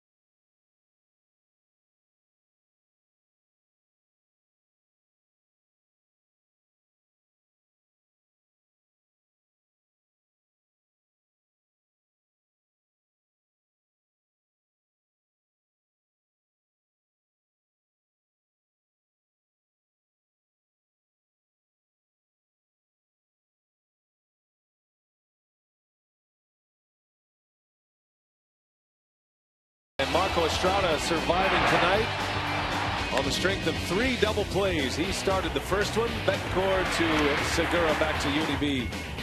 That was in the 4th inning. And then this one here in the 5th. 6-4-3 double play, helping Marco Estrada, getting 2 outs on 3 occasions with 1 swing of the bat. The second time on his homestand that Betancourt has been able to turn that 3-6-3 double play. And Estrada will lead off against Samardzija. Samardzija has retired 7 in a row, and 11 of his last 12 batters faced. The only man who reached in that stretch was Nori Aoki, who singled, and he was wiped out trying to steal second base. So Samardzija has faced the minimum since Lucroy tripled home Ricky Weeks in the first. Right off the end of the bat, Rizzo to Samardzija. Speaking of UniB, his defense has been on display on Sunday against St. Louis, playing third base for Alex Gonzalez. And then in the Giants series, had a couple of nice defensive plays as well. And look at how quickly he gets that ball off to second base and able to get back to the bag. There's a nice diving play in the hole for an out for Yvonne Gallardo. And here's tonight. Perfect throws over to Segura and able to find the bag and take the throw. And something that you take for granted, you know, day in and day out in the big leagues. For a guy that's never done it before, he's done a pretty good job. I like what you said in the Brewers Live pregame show. The Brewers have essentially 3 shortstops playing in the infield, Betancourt being one of those, and it's kind of like having the all-hands team on the kickoff group. On the onside kick, right? 3 shortstops. You can't ask for any better defense than that, right? Sporting the Mohawk UniB. You see Kosuke has it too? Oh, the interpreter? Japanese interpreter for the Brewers. Kosuke Najee, he's got the Mohawk. Nice. I doubt Nori went that direction. Oh, he did. I said, did you lose a bet? He said, what are you talking about? He wanted that. I think I offended him.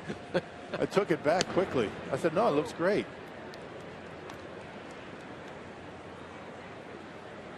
There he is. There's Kosuke. We got to get him to lose the lid. He is in deep concentration over there. I've been going to him every day for the scouting report. You know, we talked about this a lot. He's the guy that has to translate Johnny Naren's scouting report on the starting pitchers to Nori Aoki in Japanese. Every now and again, I'll give Johnny a day off, you know, talking about the starting pitcher of the day, and go to Kosuke. Give Johnny a day off from rock. Yeah, right. And Kosuke gets the. Does he give it to you in Japanese, or does he translate it for you? No, he translates very well in English. So you're making him translate it twice. Yeah. Well, he's got to know these things. I said that does he have a good move? He says, a decent move. He's got to know that too, because Nori's a base stealer. That's right. Good point. 3-2 to Aoki. And Rizzo race to the bag. Samardzija just does beat him. Well, we're talking about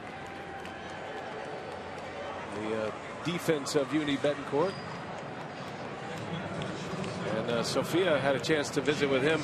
Sophia speaks fluent Spanish, and we don't get a chance to hear from Uni Betancourt that often. And Sophia, what did he have to say today about his improved defense? Well, moving to first base for the first time, he's one of 4 Brewers to make his debut at first base just this season alone. And talking to him about the position change, he said every day he's just feeling more comfortable. It's something he's been working on a lot in practice, just getting a lot of balls and repetitions at the position. He said the toughest part for him has just been working on the throws where he has to come out of the stretch, but he said every day he's just feeling more comfortable. All right, thank you, Sophia. The final out made. Betancourt back to his defensive position as we go to the 6th inning.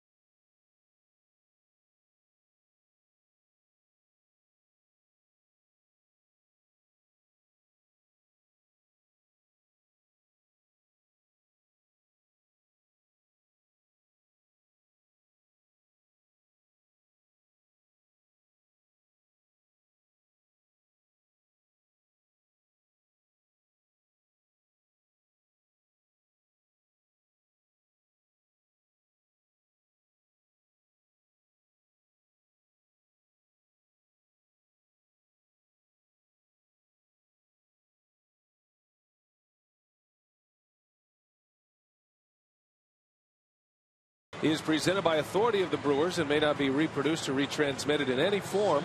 And the accounts and descriptions of this game may not be disseminated without express written consent of the Milwaukee Brewers.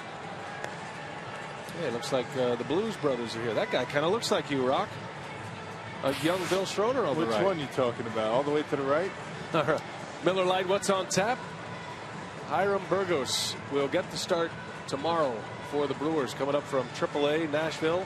They'll match up against Edwin Jackson, and it'll be Burgos' first start in the major leagues. He looked very good in spring training. You talking about this guy right here? Yeah, that's a young Bill Schroeder. You think, huh? He's got the fedora on and everything. He's got a beer in his hand. Yeah, one fewer pitcher down in the bullpen for the Brewers. Mike Fiers sent down today. Work on some things down in the minor leagues. Hiram Burgos. Anxious to see what he can do tomorrow. You know, Burgos and Estrada, very similar styles. Ron Renicky typically doesn't like to do that. But really no choice. Now, Burgos was pitching well this spring. He actually pitched for Team Puerto Rico in the World Baseball Classic and did a nice job for them.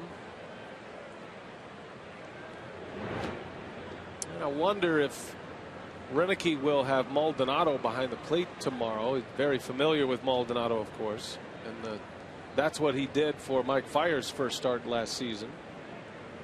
As you see the starting pitcher comparisons.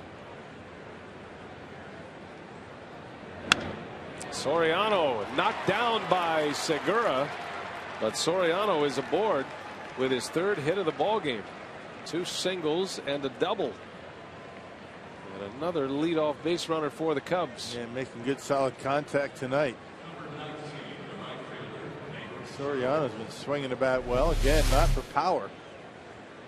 Average over 300. Hits that one right on the nose. Segura, if he keeps it in the glove, has a play. Does a good job just knocking it down.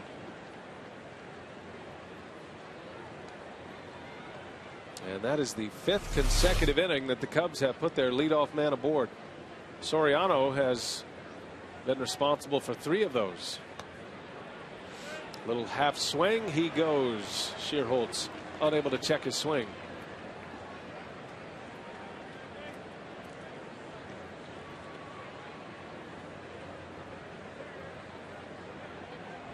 There's Burke Badenhop loosening in the Brewers bullpen.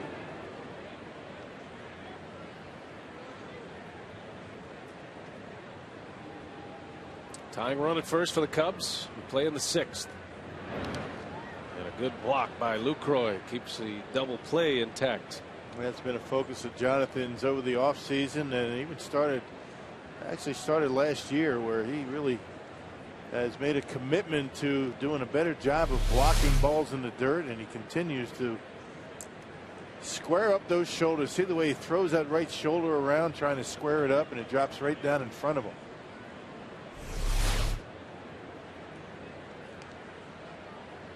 That's how you keep the double play in order.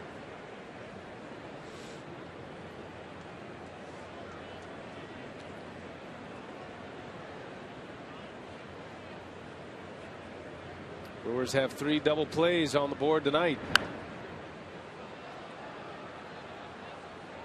And when the Cubs put their leadoff man on in 5 of the 6 innings, those double plays go a long way. Estrada's coming up to the end of his night. You saw Badenhop loosening. Marco at 95 pitches. You know, Renicky would love to get him through this 6th inning. He's got Shearholtz at the plate. Wellington Castillo on deck. And Soriano takes off, and a bouncing ball to second. Ricky Weeks has only 1 play. By sending the runner, the Cubs stay out of a double play. And the tying run in scoring position as we send it down to Sophia for an update on the farm. Well, Cody Hahn making some noise in Class A. Last night as the designated hitter, he went 3 for 4 with a home run and 2 RBIs. The Manatees won that one 5-2 in Clearwater, and Hahn now has 2 home runs and 7 RBIs on the season, guys. All right, Sophia, thanks. Good start for Cody Hahn. Plenty of sunshine in the Florida State League. Not the case the other A-ball team in Wisconsin, the Wisconsin Timber Rattlers up in Appleton. They were postponed again tonight in Clinton. One gone. Here is Castillo. A big swing and a miss. What's that, 7 rainouts for him now? I don't think they can make all those games up. They'll have as many double headers as they can squeeze into the schedule, but 7 rainouts. The Midwest League is just getting crushed with weather.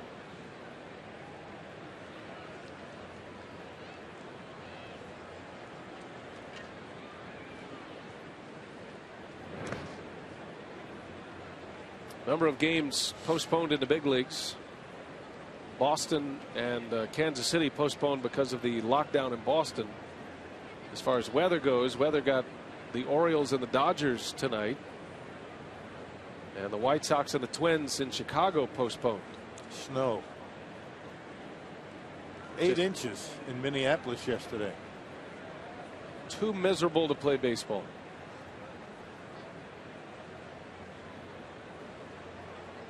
I mean, 8 inches of snow, and we're in the latter part of April here. Yeah, think about that front when it came through Denver and all that snow in the Mile High City, which cost him a couple of games. A little bit of snow here in Milwaukee, but it didn't last. That's kind of what you would expect if you're going to get bad weather this time of year. But 8 inches. You don't expect to break out the snowblower this time of year, right? Crazy. I still got mine in the go position, by the way. Normally I've put it away for the season, but it's all lined up. It's all set for Michelle to break out. Yeah. Oh yeah. I'm not even sure she knows we have a snowblower. Yeah. Just magically disappears off the driveway. Exactly. A swing and a miss, and Estrada just a steady diet of breaking balls against Castillo. And he strikes him out for the second out of the inning. You see Marco just continue to try and get that pitch to work for him, and he gets a big out on it. Oh, beg your pardon, that was the changeup. Well located. Look at it, down in the strike zone, and he gets the big swing over the top, and Marco with a big out. He'd love to be able to get through this 6th inning. Well, Rick Kranitz is on his way out. Maybe have a chat here. Valbuena went deep against Estrada in the 3rd inning. There is a base open at first and a right-handed hitter up next. Not sure how that plays into Kranitz's thought process here. Seems like Estrada's had a tough time with Valbuena. He gave up that home run to him in the 3rd inning and then got him to 2 strikes in the 4th, but ended up hitting him. Well, he didn't want to leave one out over the plate. It was a pitch out away from him, outer half, that he was able to hook out of here in the 2nd deck and right. Didn't want to allow him to get his arms extended and got it too far inside.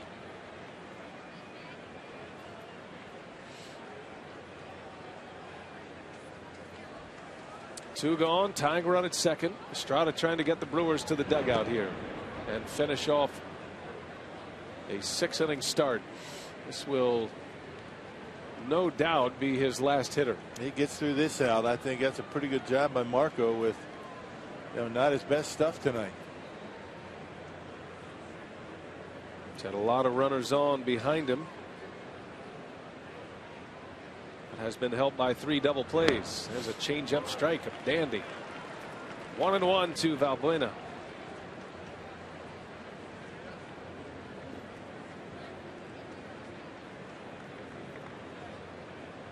Estrada stranded, the bases loaded. He struck out the pitcher, Jeff Samardzija, with the bases full in the 4th. Big hitter for him here. The 1-1 upstairs, 2-1.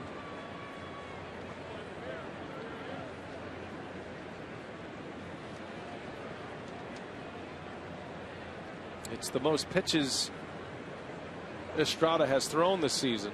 His previous high was 100 against the Cubs in 7 innings back on the 8th of April. That was his lone win of the season.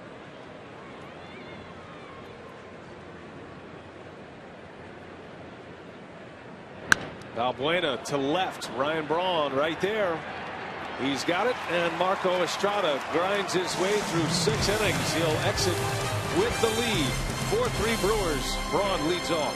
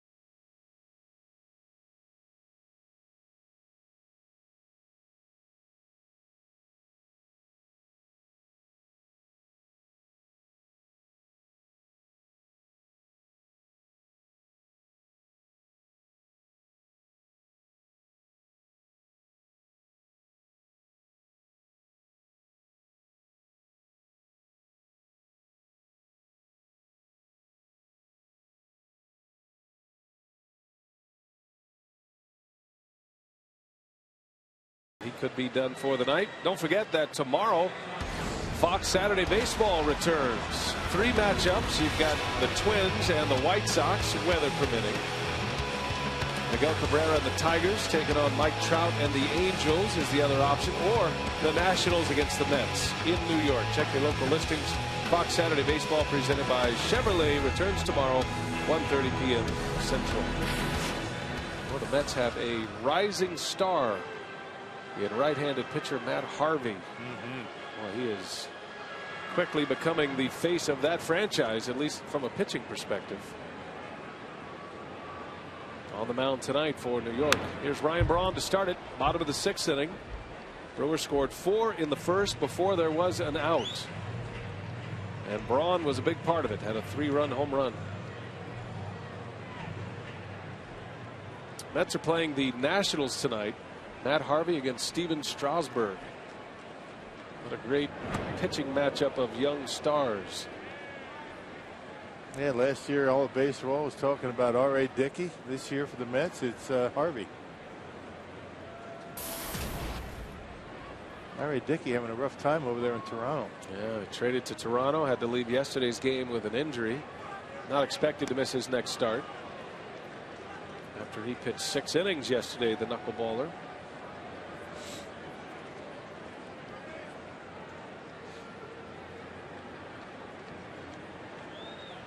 Now the Mets lead the National. Actually, they beat them today 7-1. Harvey is now 4-0. He's 4-0 with a 0.93 earned run average in his first 4 starts. Went 7 innings tonight. 7 strikeouts. Strasburg went 6 innings, gave up 2 earned runs, but he takes the loss. He's 1-3.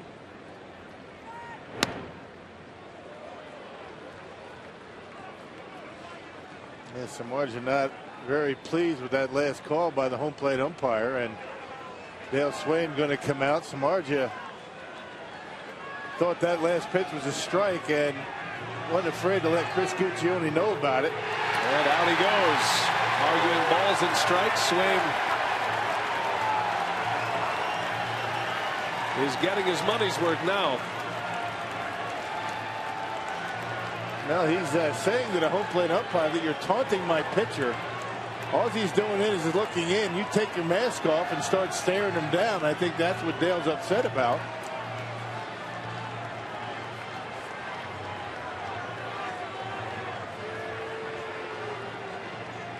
Now the crew chief, Tom Hallion, comes over, and Swain nose to nose with Chris Guccione. And Swain, the former Brewer, is out of this game.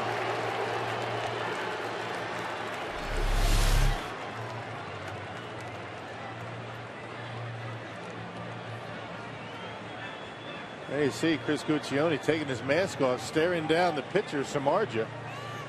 I don't know who said what, but Wellington Castillo felt the obligation to get between his pitcher and the umpire.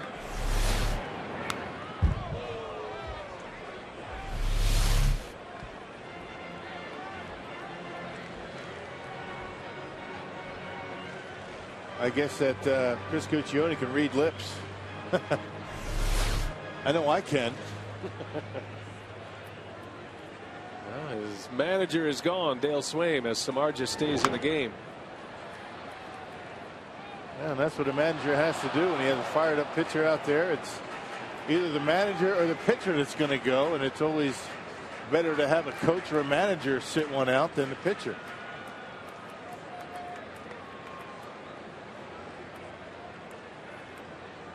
A long battle here between Braun and Samardzija to start this bottom of the 6th inning. Samardzija has been very efficient since the 1st inning.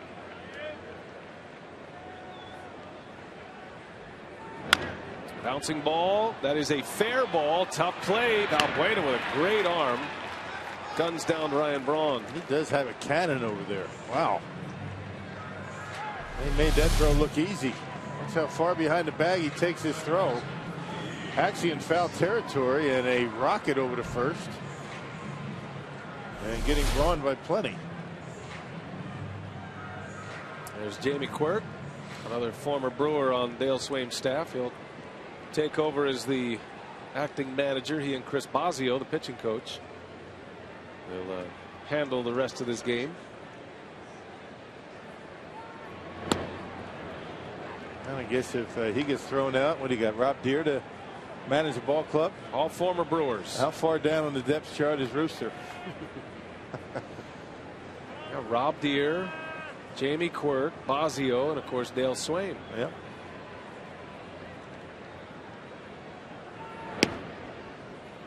Rob Deere, the assistant hitting coach, he has the same responsibilities that John Shelby holds with the Brewers. A lot of teams are going to the assistant hitting coach. I know the Braves do it. Scott Fletcher is in that role. Half swing, he goes, and it's a ball and 2 strikes. Well, it allows the hitting coach to stay in the dugout. Ordinarily, the hitting coach will go up there and maybe throw soft toss to guys that are going to be coming off the bench. Maybe throw some batting practice in the cage. Hitting coach can now stay in the dugout. The assistant coach does that, amongst other things.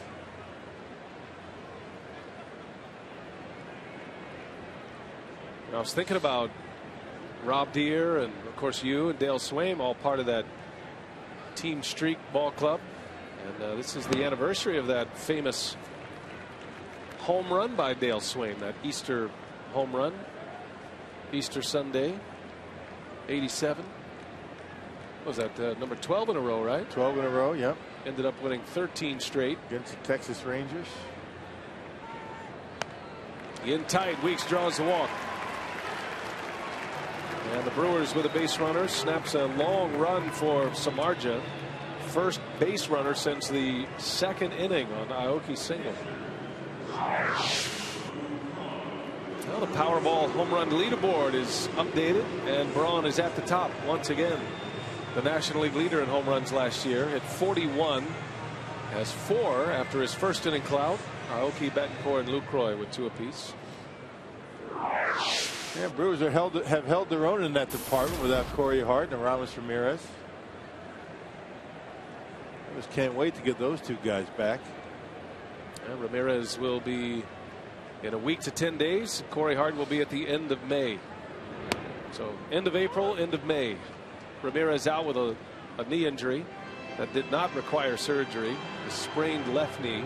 You see Corey Hart in the clubhouse the other day? Boy, he looks in great shape. Yes, he does. Boy, upper body very strong, and he said something that was interesting. You can help decipher. He said, "I'm waiting on my quad to start firing. Once my quad fires, I'm good to go." That's does that mean being able to run fast? I guess. I don't know. I would have no idea what that meant. Because he had knee surgery. Right. And obviously there was a little atrophy there while he was unable to do anything. But I love the way he described it. Some guys say, "Hey, I'm getting better. I'll be back soon." He says, "I'm waiting for my quad to fire." That can mean a lot of different things. Guys, anything you're waiting to fire, Rock? Guys are real technical these days, right? Oh, I started to think about all the things that I'm waiting on to fire. Yeah. And the list just got too long. Walk into a coffee table at home and got a bad contusion instead of a bruise. No, I've got nothing waiting to fire. It's all been fired. That's for sure. It's all been fired. And Lucroy, he swings, and that's going to be a strikeout, even though he was hit by a pitch. Lucroy swings through it, which counts first, and that'll be a K for Samardzija. That's a double whammy for a hitter. Well, you don't see Lucroy do that very much. That gives you an idea how that pitch just moves from Samardzija. They had 2-seamer that started on the inside corner and almost looked like it hit him, but he swung at it. It's not something you see from Lucroy very much. They got him on the right arm. Not only a swing and a miss, but you get drilled in the arm by a big fastball from Samardzija. So 2 men are out now. And here is Ricky Weeks at first. They'll check on him with Gonzalez at the plate. Weeks looked like he wanted to run during the Lucroy at bat. We'll see if he takes off here.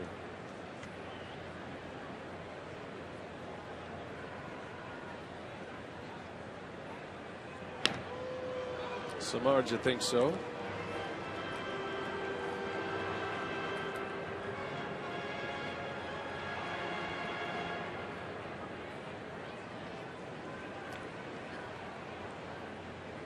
Alex Gonzalez is 0 for 2. A ground out and a fly ball out.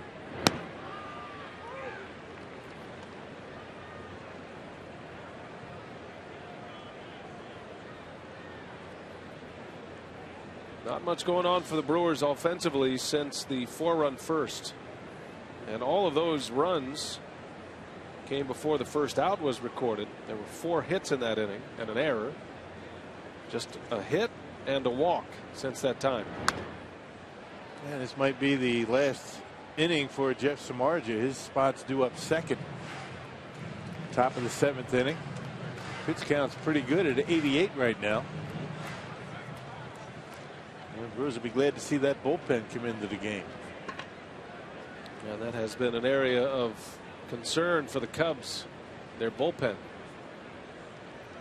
No balls, 2 strikes. Gonzalez, caught by Rizzo. And the side is retired. Rizzo makes a nice play. If that ball gets by him, there's a chance it gets in the corner and Weeks could score, but not to be. Nice catch.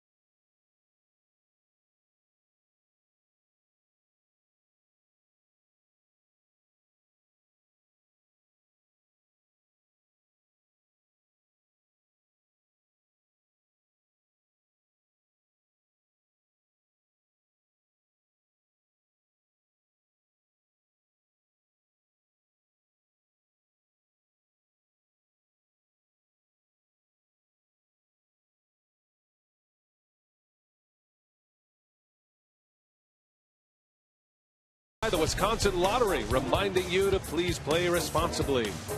And by Miller Lite. It's not just a good time, it's Miller time. Brewers Cubs first matchup between these two teams at Miller Park. These two teams split a 2-game series in Chicago last week. And Estrada is out. Brewers go to their bullpen. John Axford is in for the Brewers, trying to hold a 1-run lead in the 7th inning. Yeah, the Brewers bullpen has been very good in the last 6 games. A 153 earned run average. That covers 17 2/3 innings. They've only allowed 3 runs, and John Axford certainly has played a part in that. He's thrown the baseball pretty well his last 2 appearances. 8th appearance overall for John. Gave up 4 home runs all early. His curveball's been better, and he's been able to, throw strikes with the fastball. Well, the former closer trying to earn his way back into that role. Henderson's done a nice job closing games, and in Axford's credit, he said, I hope Henderson takes the job and never gives it up, because we'll be a better team with a lockdown closer, and he should know. At one point, John Axford had 49 consecutive saves in the major leagues, the 4th longest streak in the history of the game. Starts Darwin Barney with strike 1. Axford pitching in back-to-back games. Yesterday struck out Pablo Sandoval and Hunter Pence, working a perfect 8th inning against the Giants.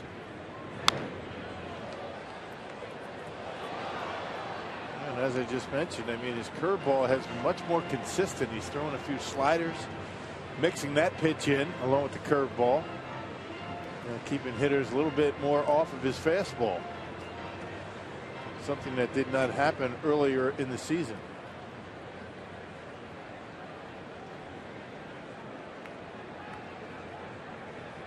Oh, 0-2 the count on Darwin Barney. And did he foul that pitch off? Or is that just a ball? I couldn't tell. In the dirt and off Jonathan Lucroy. That was the noise I heard. Not the bat, but Lucroy. I thought Barney went all Yogi Berra on us for a minute. Right off the shoulder. So it's 1-2.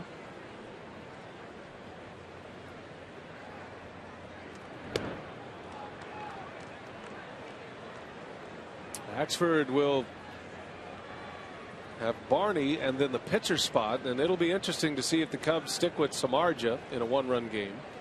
I guess it all depends on what Barney does here. And then back to the top of the order into Jesus. 2-2 pitch and a bouncer foul.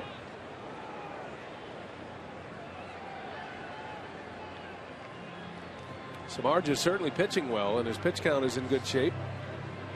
His offense has gotten him back in it. 2 big innings in this game. A 4-run Brewer first, a 3-run Cubs third.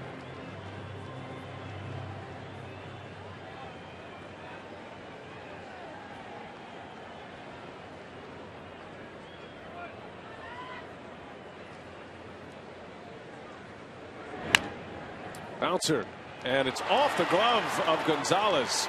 Nobody at second base. Axford covers, and that'll keep Barney at first. Now Segura was deep in the hole. I think Gonzalez felt like if he didn't get there, no one was going to be able to make that play, and it will go as an infield hit. Yeah, 6 innings now. The Cubs have been able to put their leadoff hitter aboard. That's an amazing stretch. And they've only been able to score in 1 of those innings.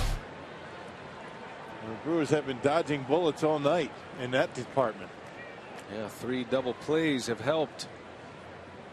Cubs had a runner at second base with 1 out last inning and couldn't score.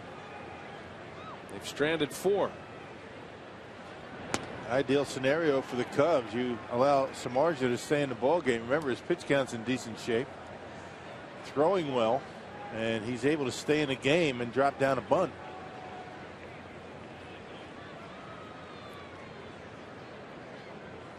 Samardzija does not have a sacrifice bunt this season, but a guy who handles the bat pretty well.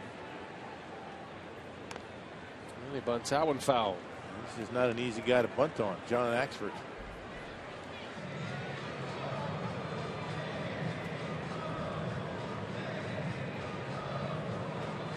A couple of fighting Irish matching up here. John Axford spent some time at Notre Dame.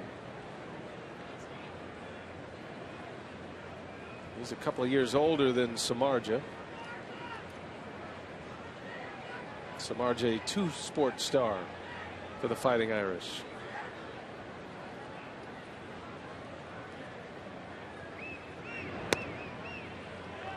I would imagine a 6'5" wide receiver that can run would be pretty successful in college. And he was. Well, on the gridiron, Samardzija set a school record for receptions and touchdowns in a single season. Back in 06, he was a first-team All-America selection. Very accomplished football player. There's strike 2.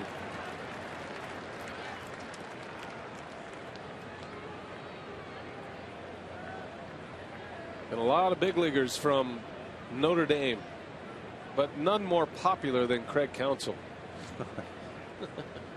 who, by the way, is not on the Brewers Live pre- and post-game show, and in some serious question about his contributions tonight. There's a bunt. It's a good one.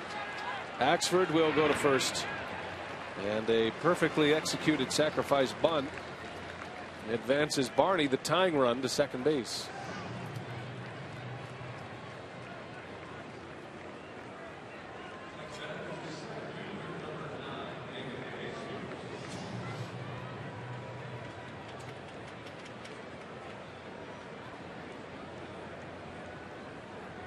So Axford with a runner at second and one out.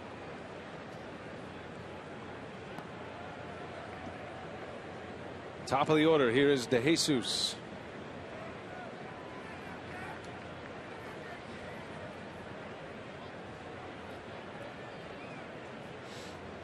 Cubs have been threatening.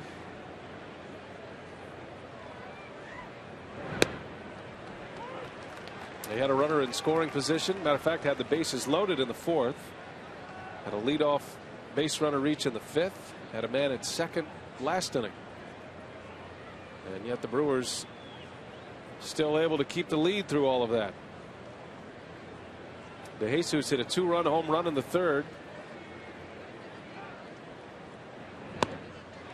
He gave him the heat, and it's 0-2 on DeJesus.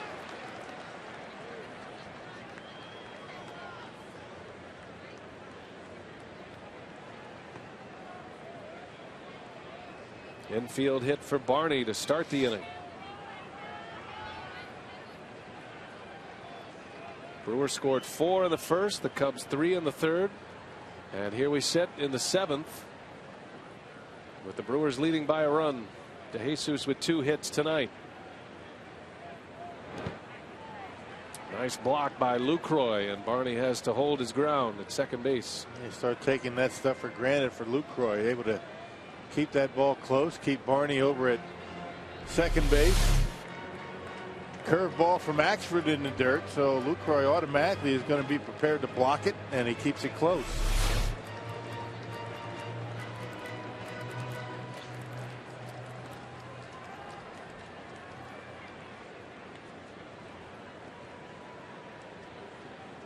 See what he has in mind here. 1 ball, 2 strikes. DeJesus chases one. A high fastball, the best bolt of the night for Axford at 95 miles an hour, and out number 2. Well done mixing his pitches. He and Lucroy went curveball, fastball, curveball, high heater, and swing and a miss. That ball nearly in Lucroy's glove by the time he swings. He just literally threw that one right by him. So the high heat from Axford. That's the effect that, you know, throwing that first pitch curveball over for a strike. That's what that will do for you. And now Starlin Castro able to lay off the curveball from Axford. Tough matchup here. Castro, such a good hitter. Normally thrives in spots like this.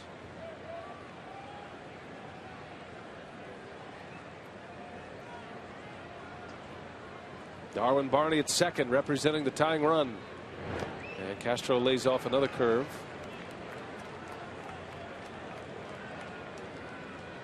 (2-0), the career matchup for Castro. He's 2 for 8.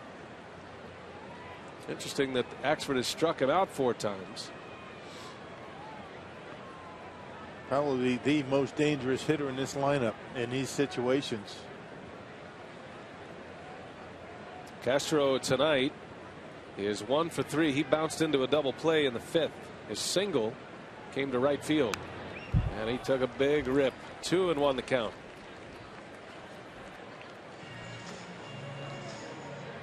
Axford said he has been working on some mechanical adjustments. Anything spot your eye with him lately? Looks like he's not standing so straight up when he delivers the baseball. Looks like he's got a little bit of a bend in the upper half, maybe more of a power position as opposed to straight up.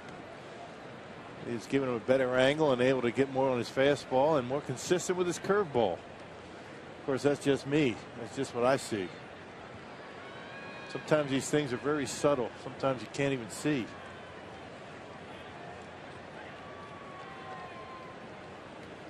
Well, he's trying to make it 4 consecutive scoreless outings.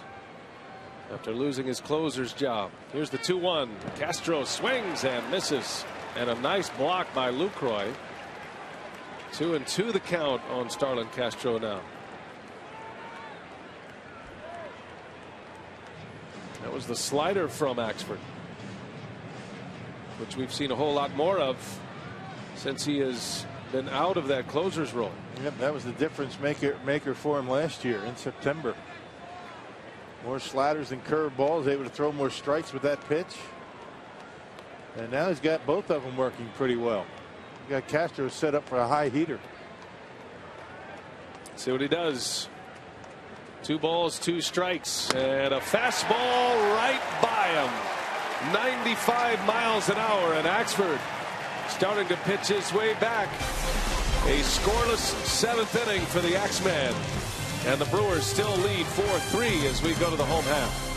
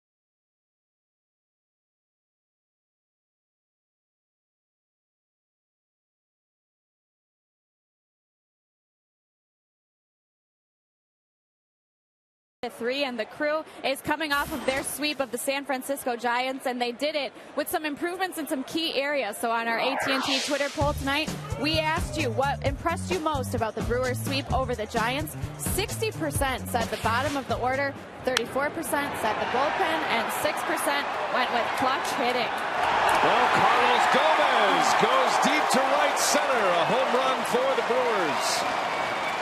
And Milwaukee extending their lead to 5-3 as Gomez pops his second home run on this homestand.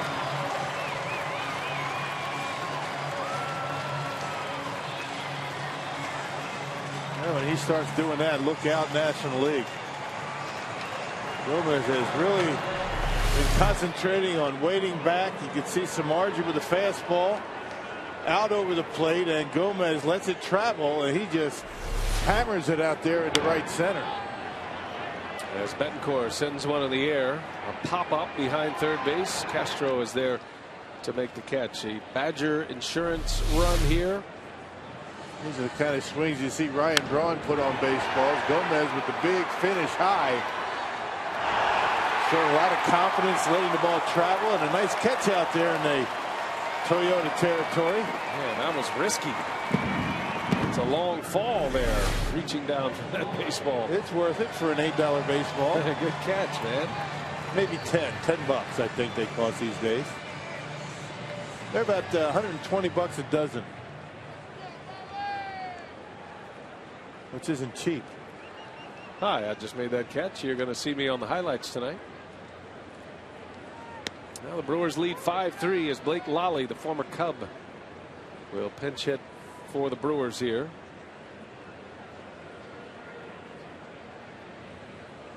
So how it turns, the Cubs have a runner at second base with 1 out. And John Axford able to strike out DeJesus and Starlin Castro to end the inning. And then right away on the first pitch, Gomez sends one out to right center. That was a bomb to right center too.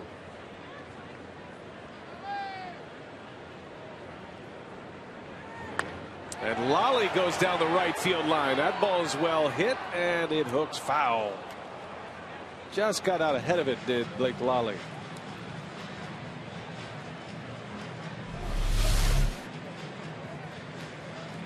Stays on the ball nicely, does Blake Lally. Nice level swing through the zone.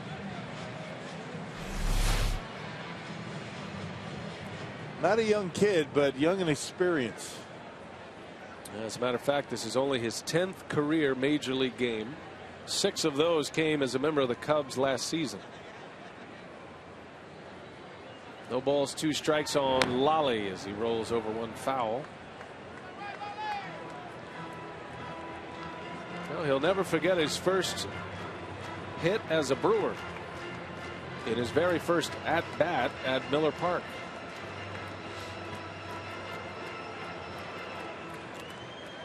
Lally with a game winner, and it ended up as a single, a walk-off single against the Giants on Wednesday. Sounded like he broke his bat, and there is Castro to make the play for the out. So 2 up and or 2 gone, I should say, after the home run by Gomez.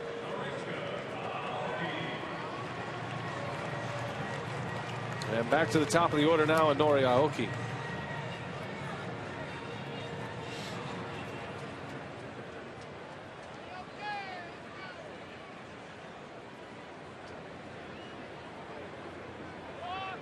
Aoki tonight has a single. He's 1 for 3. He reached on an error to start the game offensively. And the first 4 batters of this game for the Brewers all scored. And then a bunch of zeros until Gomez's home run. And now the Brewers with 9 home runs on this homestand. This is the 4th game. And coming into tonight's game, Samardzija had not allowed a home run. At the plate presented by Wendy's, Aoki, who has 2 home runs for the season. He's had 1 on this homestand.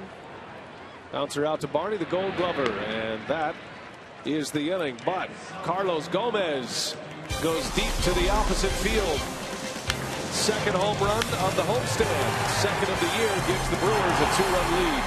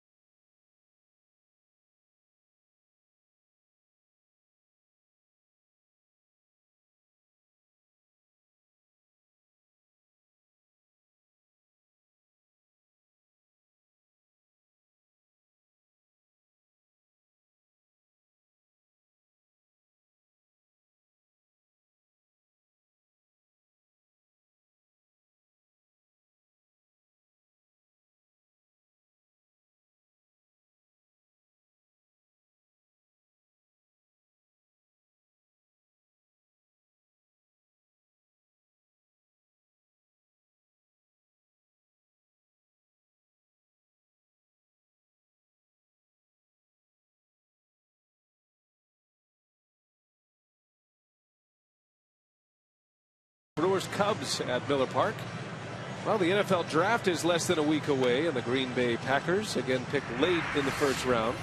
And you can get up to speed on what the team might do by reading Paul Immig's daily position previews. That's at foxsportswisconsin.com. Draft coverage on Paul Immig's column.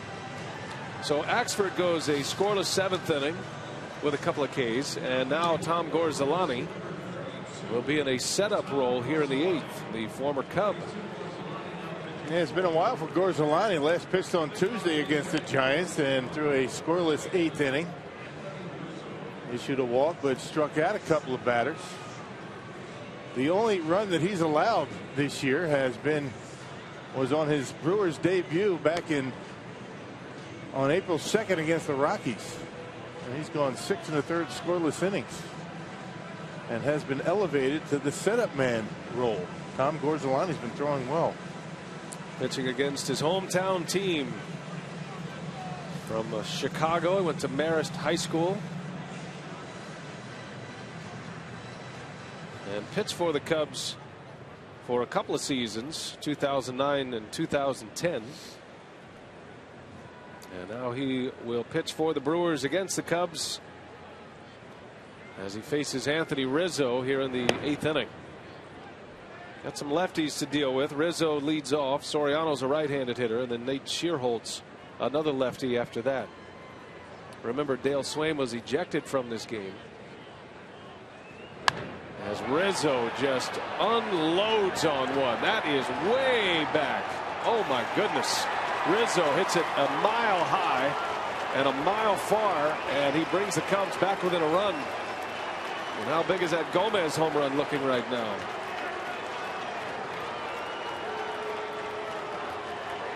Well, he might not be hitting for much of an average, but his power speaks for itself. Home run number 5. And hitting a .170 before that at bat. So he's making his hits count. Gorzolani behind in the count 1-0. Left one out over the plate. It was supposed to be on the outside corner, and Rizzo knocked it out of here. All 3 home runs have pretty much been in the same spot here at Miller Park. All by lefties. DeJesus, Valbuena, and now Rizzo. So it's 5-4 Milwaukee.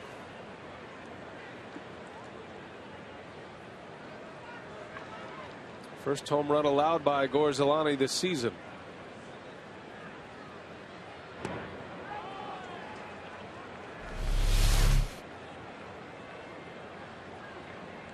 Pretty good extension, gets under it, but he's strong enough to muscle it on out of here.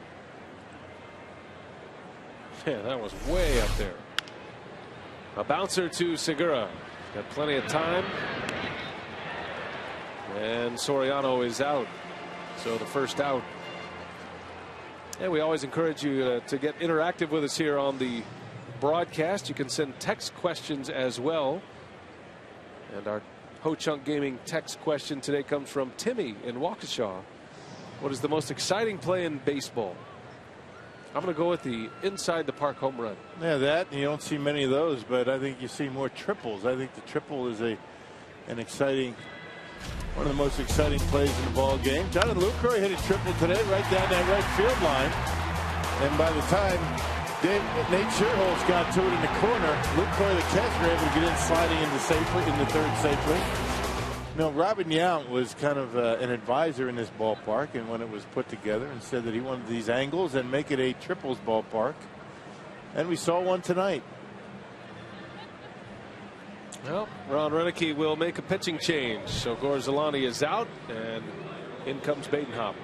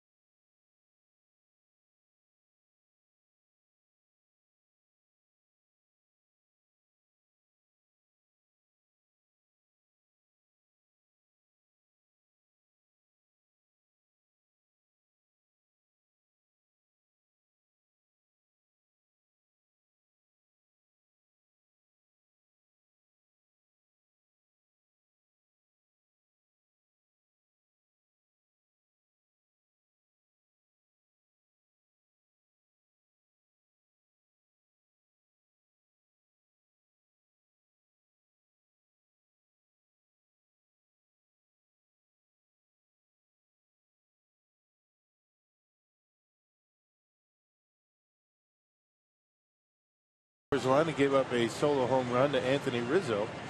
Hey, this Sunday the Brewers take on the Chicago Cubs at 1:10 p.m. and all fans in attendance get a George Scott bobblehead. Compliments of Toyota. Visit Brewers.com for tickets. The Boomer, the Gold Glover, and expecting a big crowd. All fan giveaway on Sunday for the final game of the series. Brewers are headed out west after that game. San Diego and Los Angeles next week. So Renicky goes with Burke Badenhop as the Cubs announce their pinch hitter, Scott Hairston. And you see what Badenhop has done over his last 3 outings. He has been a big part of the Brewers bullpen success. Man, when he's right, he gets a lot of ground ball outs. He got his 3rd career save on Sunday against the Cardinals. Last pitched on Wednesday. Hairston pinch hitting for the Cubs. In there for the left-handed hitting Shearholtz. Anthony Rizzo homered to start this inning off Gorzolani. And it's back to a 1-run game. Gomez went deep for the Brewers in the bottom of the 7th.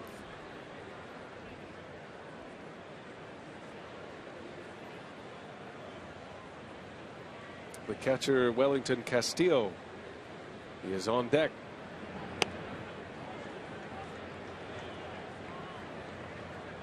A family of big leaguers, the Hairstons. Scott is the 5th Hairston to play in the big leagues. His brother Jerry, of course, former Brewer, Jerry Hairston Jr. Now with the Dodgers. Scott's brother Jerry was a huge part of the Brewers division championship team in 2011. Scott's father, Jerry Hairston, was a big leaguer. His grandfather, Sam Hairston, and his uncle, John Hairston, all played in the big leagues. It's almost expected if you're a Hairston to play in the big leagues. I played against the dad, Jerry, when he was with the White Sox. Played against him. Great pinch hitter. Strike called outside corner. Badenhop burns the edge and punches out Scott Hairston for the 2nd out. Well, when you talk about location and how important that is, it's especially important for Badenhop, who relies on that sinker, able to catch the outside edge with that late movement. Started off the corner with the late movement, caught the edge, and got the strikeout. Badenhop fired up, very animated with his infield. Castillo takes a strike. Badenhop is zipping it in with that sinker. Castillo has power, just 1 home run this year, but Cubs expect him to be a power hitter at Wrigley, especially when it warms up and the wind starts blowing out. He's been a hot hitter, Wellington Castillo. He's coming off a 4-hit game against the Rangers yesterday. 4 for 4 yesterday. 0 for 3 tonight. And he's still hitting .395. A bouncer up the middle. This is Weeks. And Badenhop plows through the Cubs in the 8th. So a home run by Rizzo of Gorzolani. Badenhop gets the last 2 out, and it's 5-4 Brewers.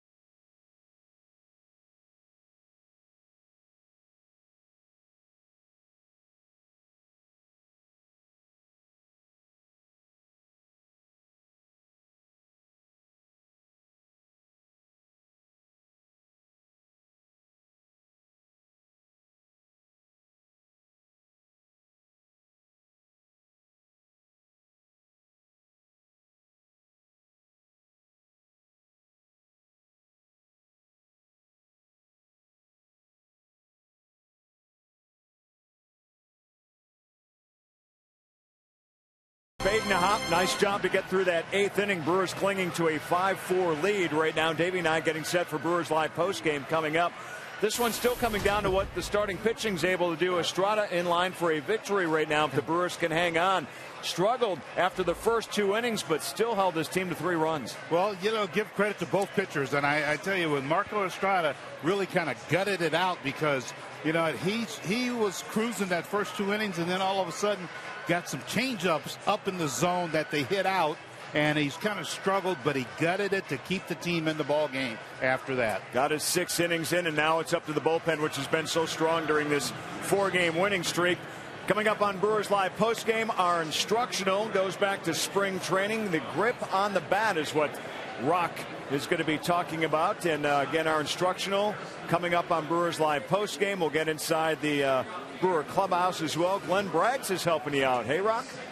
Yeah, it's a shame how Glenn Braggs has let himself go over the years. Really has. Look at that guy, man. Shameful. It's like Fat Elvis. Body fat count of about -3, I think. Man. My goodness, is he in That's a shape. man's man. I remember Braggs breaking bats across his back on the follow-through. Yeah, we actually did those, some of those instructionals during fantasy camp. Nice. Well, he wears that uniform very well. I can't speak for the rest of you. Of course, I was joking about letting himself go. He made us all look very, very out of shape. Scott Hairston stays in to play right field after he struck out in a pinch hit role. New pitcher is Kevin Gregg. And the Cubs getting 7 innings out of Jeff Samardzija, but Gregg takes over this 8th inning. He started his season with the Dodgers. And signed a minor league contract with the Cubs.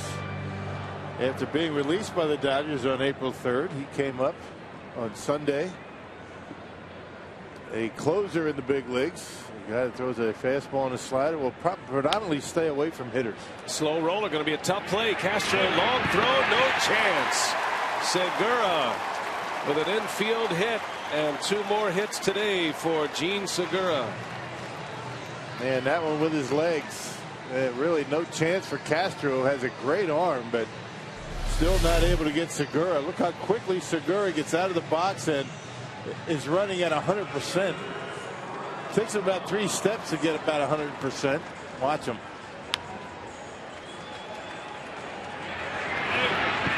Sniffing the hit. Segura has 2 more today. And that bumps his batting average up to 377. His 7th multi-hit game. And the Brewers leading the league in infield hits. That is number 22 of the season. Segura and Aoki, Carlos Gomez. Braun's even had a couple. Braun hit one over the fence back in the 1st inning. 3-run home run for the Brewers. It was part of a 4-run 1st inning. 2 home runs tonight. Ryan Braun and Carlos Gomez. And you know the Brew Crew would love to add some insurance runs on the board here.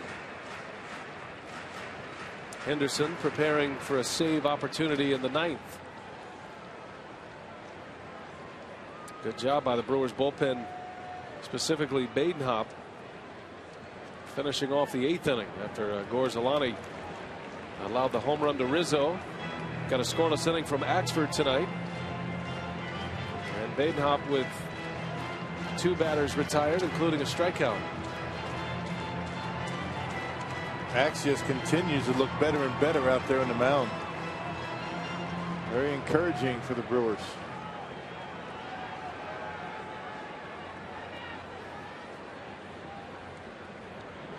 Now the Cubs have really scuffled with their relievers this year. They've had injuries, they've had ineffectiveness. Carlos Marmol was removed from his closer's duties. It was given to Kyuji Fujikawa, who ended up injuring his forearm on his pitching arm, and he's on the disabled list now. Let's take you back to the 1st to Ryan Braun. Before many had got to their seats, a 3-run home run for the Brewers left fielder. And just like that, 8 pitches into the game, Jeff Samardzija was down 3-0. And it was good the Brewers got those runs because Samardzija was lights out after that. He ended up going 7 and only allowed 1 more run the rest of his outing. Samardzija went 7 innings, 6 hits, 5 runs, 4 of those were earned. Had 2 walks and 6 strikeouts, but he's on the hook for the loss, which would be his 3rd if the Brewers can finish it out. Meanwhile, Marco Estrada went 6 innings for the Brewers and is in line for the win. 6 innings, 3 runs, all earned. Despite not having his A stuff tonight, it didn't appear.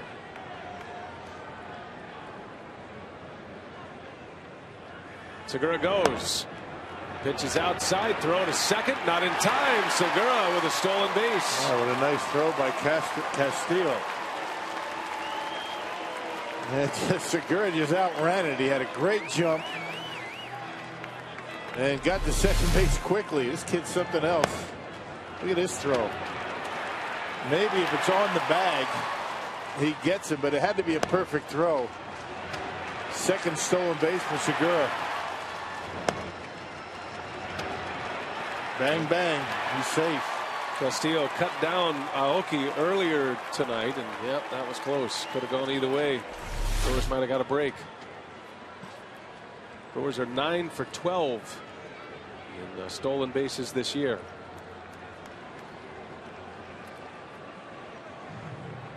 So now Braun is up there with a runner in scoring position. Nobody out. 8th inning.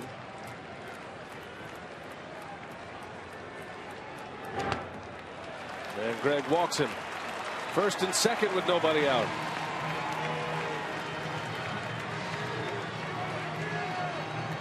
Yeah, residents of Milwaukee, Ozaki, Racine, Washington, and Waukesha counties, you can purchase half-price tickets to Brewers games against the Pirates and Cardinals April 29th through May 3rd. Save 50% on tickets at brewers.com/5county.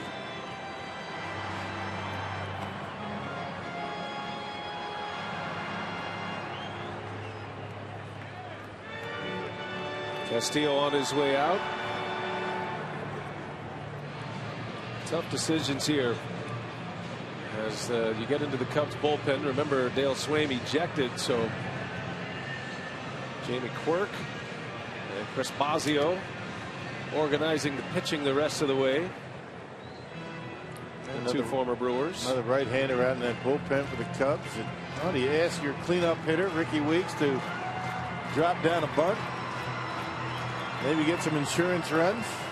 Might have to do it against somebody else other than Kevin Gregg. Sean Camp as Quirk goes to the mound. And he'll take the ball from the big right-hander. So a pitching change here at Miller Park.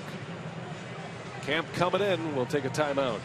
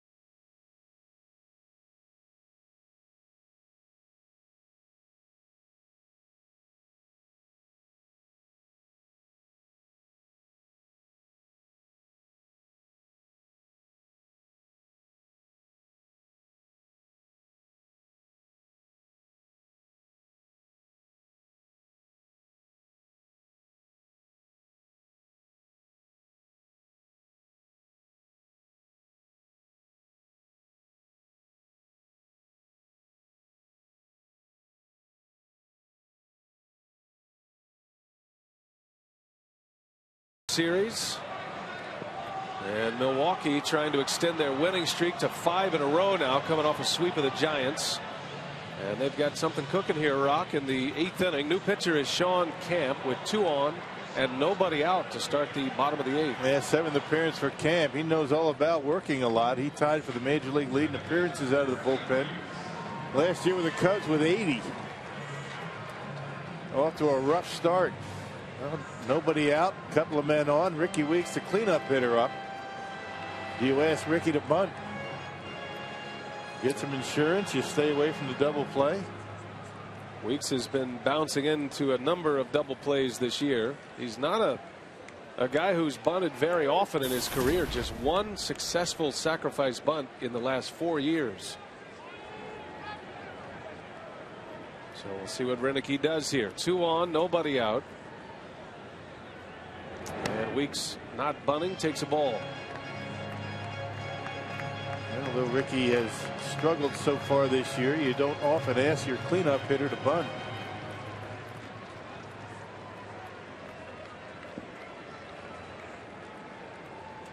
Inning started with an infield hit by Segura. Braun drew the walk after Segura stole second base. And a chance to add to it. Steve Reich on the corner. Now, after the injury to Fujikawa, Swaim putting Camp in that closer's role. And Jamie Quirk here, the bench coach, asking Camp to try to get this game to the 9th inning. Still a 1-run game. This could be the game in this 8th inning. This is what Earl Weaver used to do. He used to bring in his closer, Tippy Martinez, sometimes in the 7th inning in situations like this, figuring that if I don't get the outs now, I'm not going to need my closer anyway. Chris Bosio, Jamie Quirk trying to work their way through it. Dale Swaim was ejected in the 6th inning. The 1-1. Strike called again. 2 perfect pitches on the outside corner.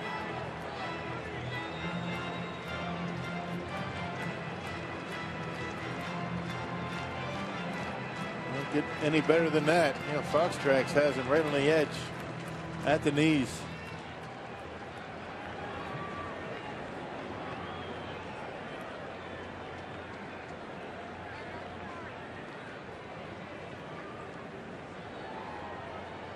Cubs are set up to turn a double play, and Segura takes off, and he is going to be picked off. And Braun able to get to second base, but Segura is out. Wait a minute. He tagged Segura. Segura left the bag. Segura's going to well, first. You can't swap places. No, you absolutely cannot. Well, they were both at second base, and the guy that originally had second base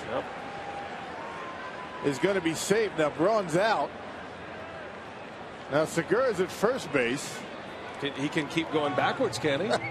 I mean, Braun's eliminated from the play at that point. Right. And the old saying is you can't steal first. You can't go backwards. I think he just did. Now this is something, you know, this homestand has been very interesting in that a couple of instances you have rules and applications of rules that you rarely see, and this is one of them. Ryan Braun is out at second base because Segura had initially had possession of the bag, and now Segura is at first. Thinking that he was out, he left the bag. The problem the Cubs had is they should have tagged Braun. He would have been out. Segura left the bag, tagged Segura right away. He would have been out. Check it out. Right here. So tag. Now they're both out anyway, right there. Right. He put the tag on him. He put the tag on him the second time. He should be out. Absolutely. Because he did the right thing. In the umpire's mind, Phil Cuzzy, Braun was tagged out, which eliminates him from the play, which means Segura can go backwards if he wants. Do anything he wants, but then he was tagged again once he was off the bag. He sure was. They missed it. And now Weeks strikes out. And a very promising inning is Now down to 2 gone with a runner at first. Crazy play here. Now check it out. Now you run both runners back to second base. All right. He tags Segura. He's going to be safe. You tag Braun. Now he's out. Now Segura's off the bag. And he's out. And he got tagged again. It should have been a double play. Wow. And the runner who is out is not the one who occupied the bag when the play started. That's why Braun was the one who was out. In that situation, both runners stay right on the bag until the umpire tells you to get off the base. Segura thought he was out. He left the bag. Braun was actually the out. Segura leaves the bag heading back to first. He gets tagged, but they don't call the out. Is that like a double negative? Now I don't know how to put that in the scorebook. Now I got to put Segura back to first base. I guess he stole first base.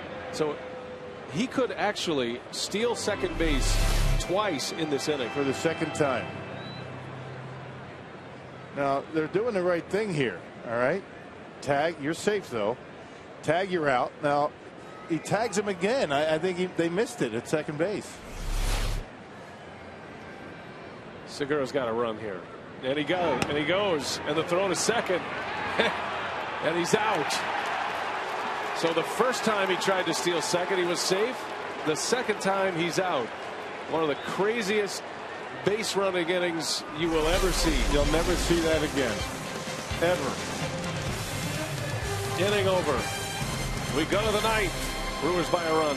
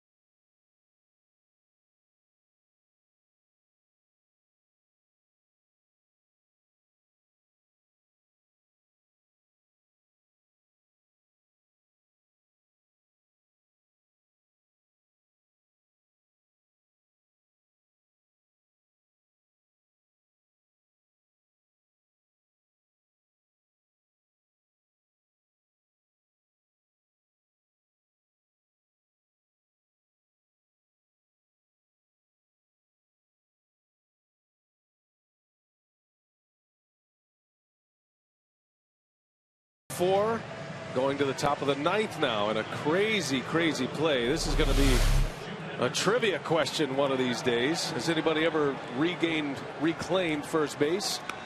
And Segura picked off, and he is tagged out, or so he thought. They tag Braun, and they tag Segura again. Segura realizes he's the one that should have stayed at second base, and he ends up backtracking, essentially stealing first base. And for the second time of the inning, he tries to steal second.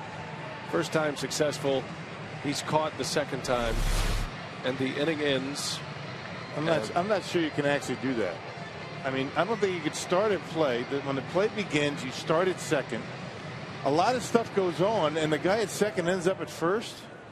I have never in my life ever heard of that. So we're going to have to dig into that. And first of all, it should have been a double play. Right. Because Segura got tagged when he was off the base. Now the Columbia St. Mary's save tracker at 2 for Jim Henderson, and he's on to try to nail it down for the Brew Crew. And he'll be up against the bottom of the Cubs order. Valbuena leads off. Got to go deep into the rule book on this homestand. Yeah, this is going to be an interesting one to figure out. This is something that if you have seen it tonight, you will never ever see it again.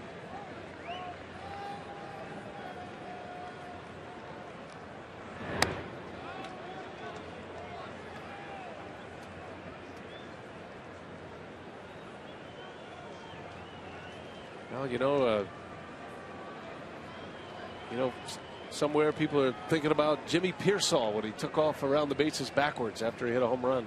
Of course, he was out.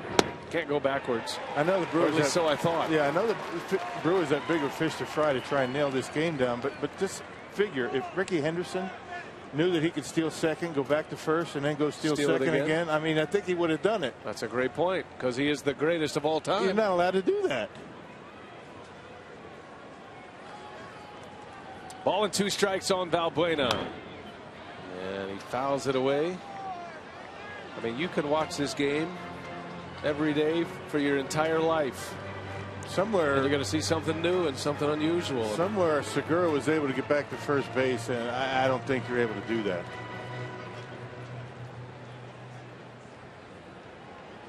Brewers had runners at first and second and nobody out. I'm still not sure how to account for Segura getting back to first base. Exactly. The 1-2 pitch outside. 2-2. And Jim Henderson and the Brewers trying to make it just an interesting side note, because the Brewers could have used the runs in the bottom of the 8th. Henderson can make it moot. 2-2 pitch. Valbuena in the air, left field. Braun eases over. He'll make the call. And there is out number 1.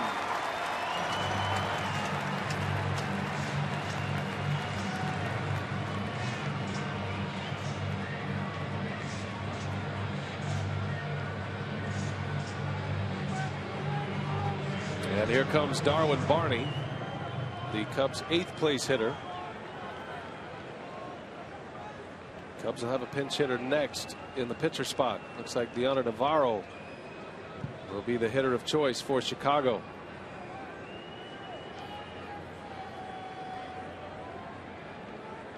One man out. Barney 1 for 10 on the year. That infield hit in the 7th inning was his first hit of the season after starting the year on the disabled list.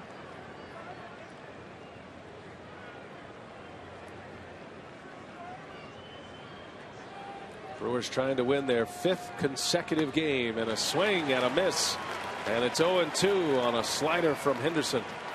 That's his money pitch.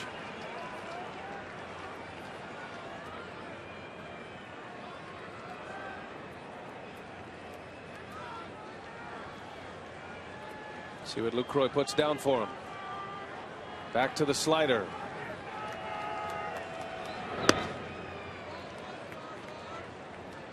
Now, I think I found that in the rule book. It's 7.08i in the comments section. And what Segura did technically is not allowed, but he didn't do it intentionally to confuse anybody or make a travesty of the game, so it's okay. Oh, nice. Good find. 1-2 and a little tapper foul. That actually bounced, I believe, off the face or shoulder of Barney. I would imagine, I'm just guessing, I have no proof of this, but I'm sure that rule you just read has to do with Jimmy Pearsall going backwards around the bases. Right. If a runner touches an unoccupied base and then thinks the ball was caught or decoyed into returning to the base he last touched, he may be put out running back to that base, but if he reaches that base previously occupied safely, he cannot be put out while in contact with that bag. There you go. You had me at hello. That's exactly what Segura did. It's in the rule book. But it was moot because he was out anyway. He got touched the second time. Right. 2 balls, 2 strikes. Henderson deals, and a called strike 3. Barney is rung up as Henderson strikes him out with a fastball at 95 miles an hour. 2 gone in the 9th. Now Henderson continues to be very good. He paints the outside corner with that big fastball. 1 out away. Perfect pitch on the outside corner. Right at the bottom of the strike zone. Henderson letting it rip with 2 strikes. So 2 gone now, and the Cubs are going to bring on Deanna Navarro to pinch hit. he's had some success coming off the bench so far this season. 3 for 7 with 2 home runs off the bench.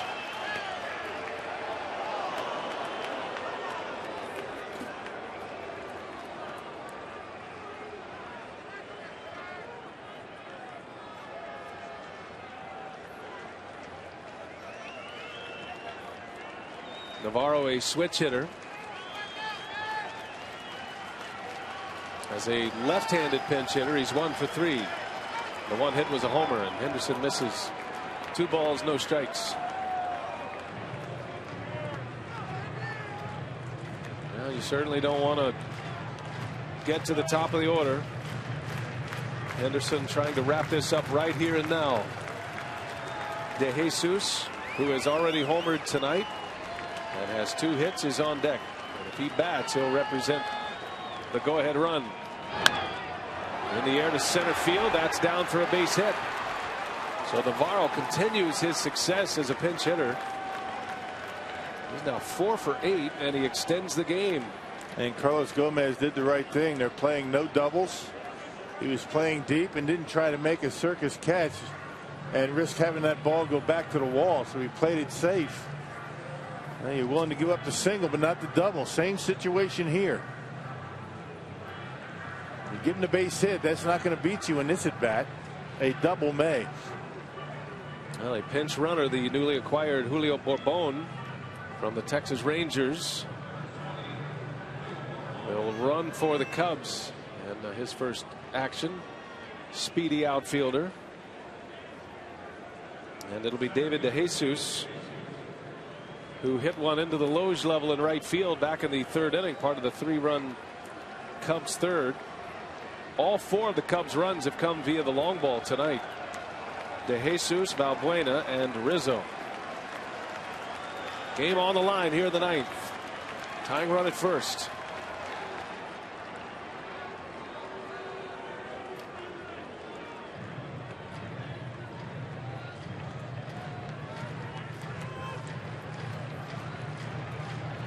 Henderson making a run at his 3rd save.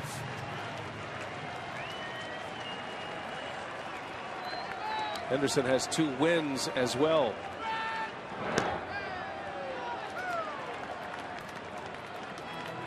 Left-handers can give Henderson some trouble. He's pretty much a 2-pitch pitcher, fastball, slider.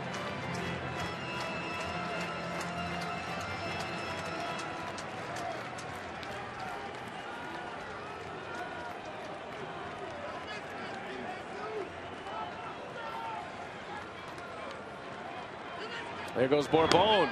Lucroy's throw to second. It's a good one. The tag in time, and the ball game is over on a caught stealing. A perfect ending to this night. Jim Henderson with his 3rd save as the Brewers win for the 5th consecutive game. And look at the throw by Lucroy. Not a very good jump, but he can throw, and barely getting him. Good tag by Segura. Now watch Segura. He's going to tag the front of the base and not reach for the runner. Doing a heck of a job, and he was out. Ball game. A lot going on in these games on this homestand. Well, it's been entertaining. The Brewers are 4-0 on this homestand, sweeping the Giants and winning the opener here against the Cubs. A 5-4 final makes a winner out of Marco Estrada. Jim Henderson now 3 for 3 in save opportunities. We send it out to Craig Cashon. What do you have coming up on Brewers Live, Craig? Well, we're going to talk about that win streak. We're going to talk about that bizarre base running out in the 8th inning by Milwaukee. And how about the way this one ended with Jonathan Lucroy's arm on a steal attempt? We're going to hear from the clubhouse, Ron Renicky, all coming up. Brewers Live should be a good one next.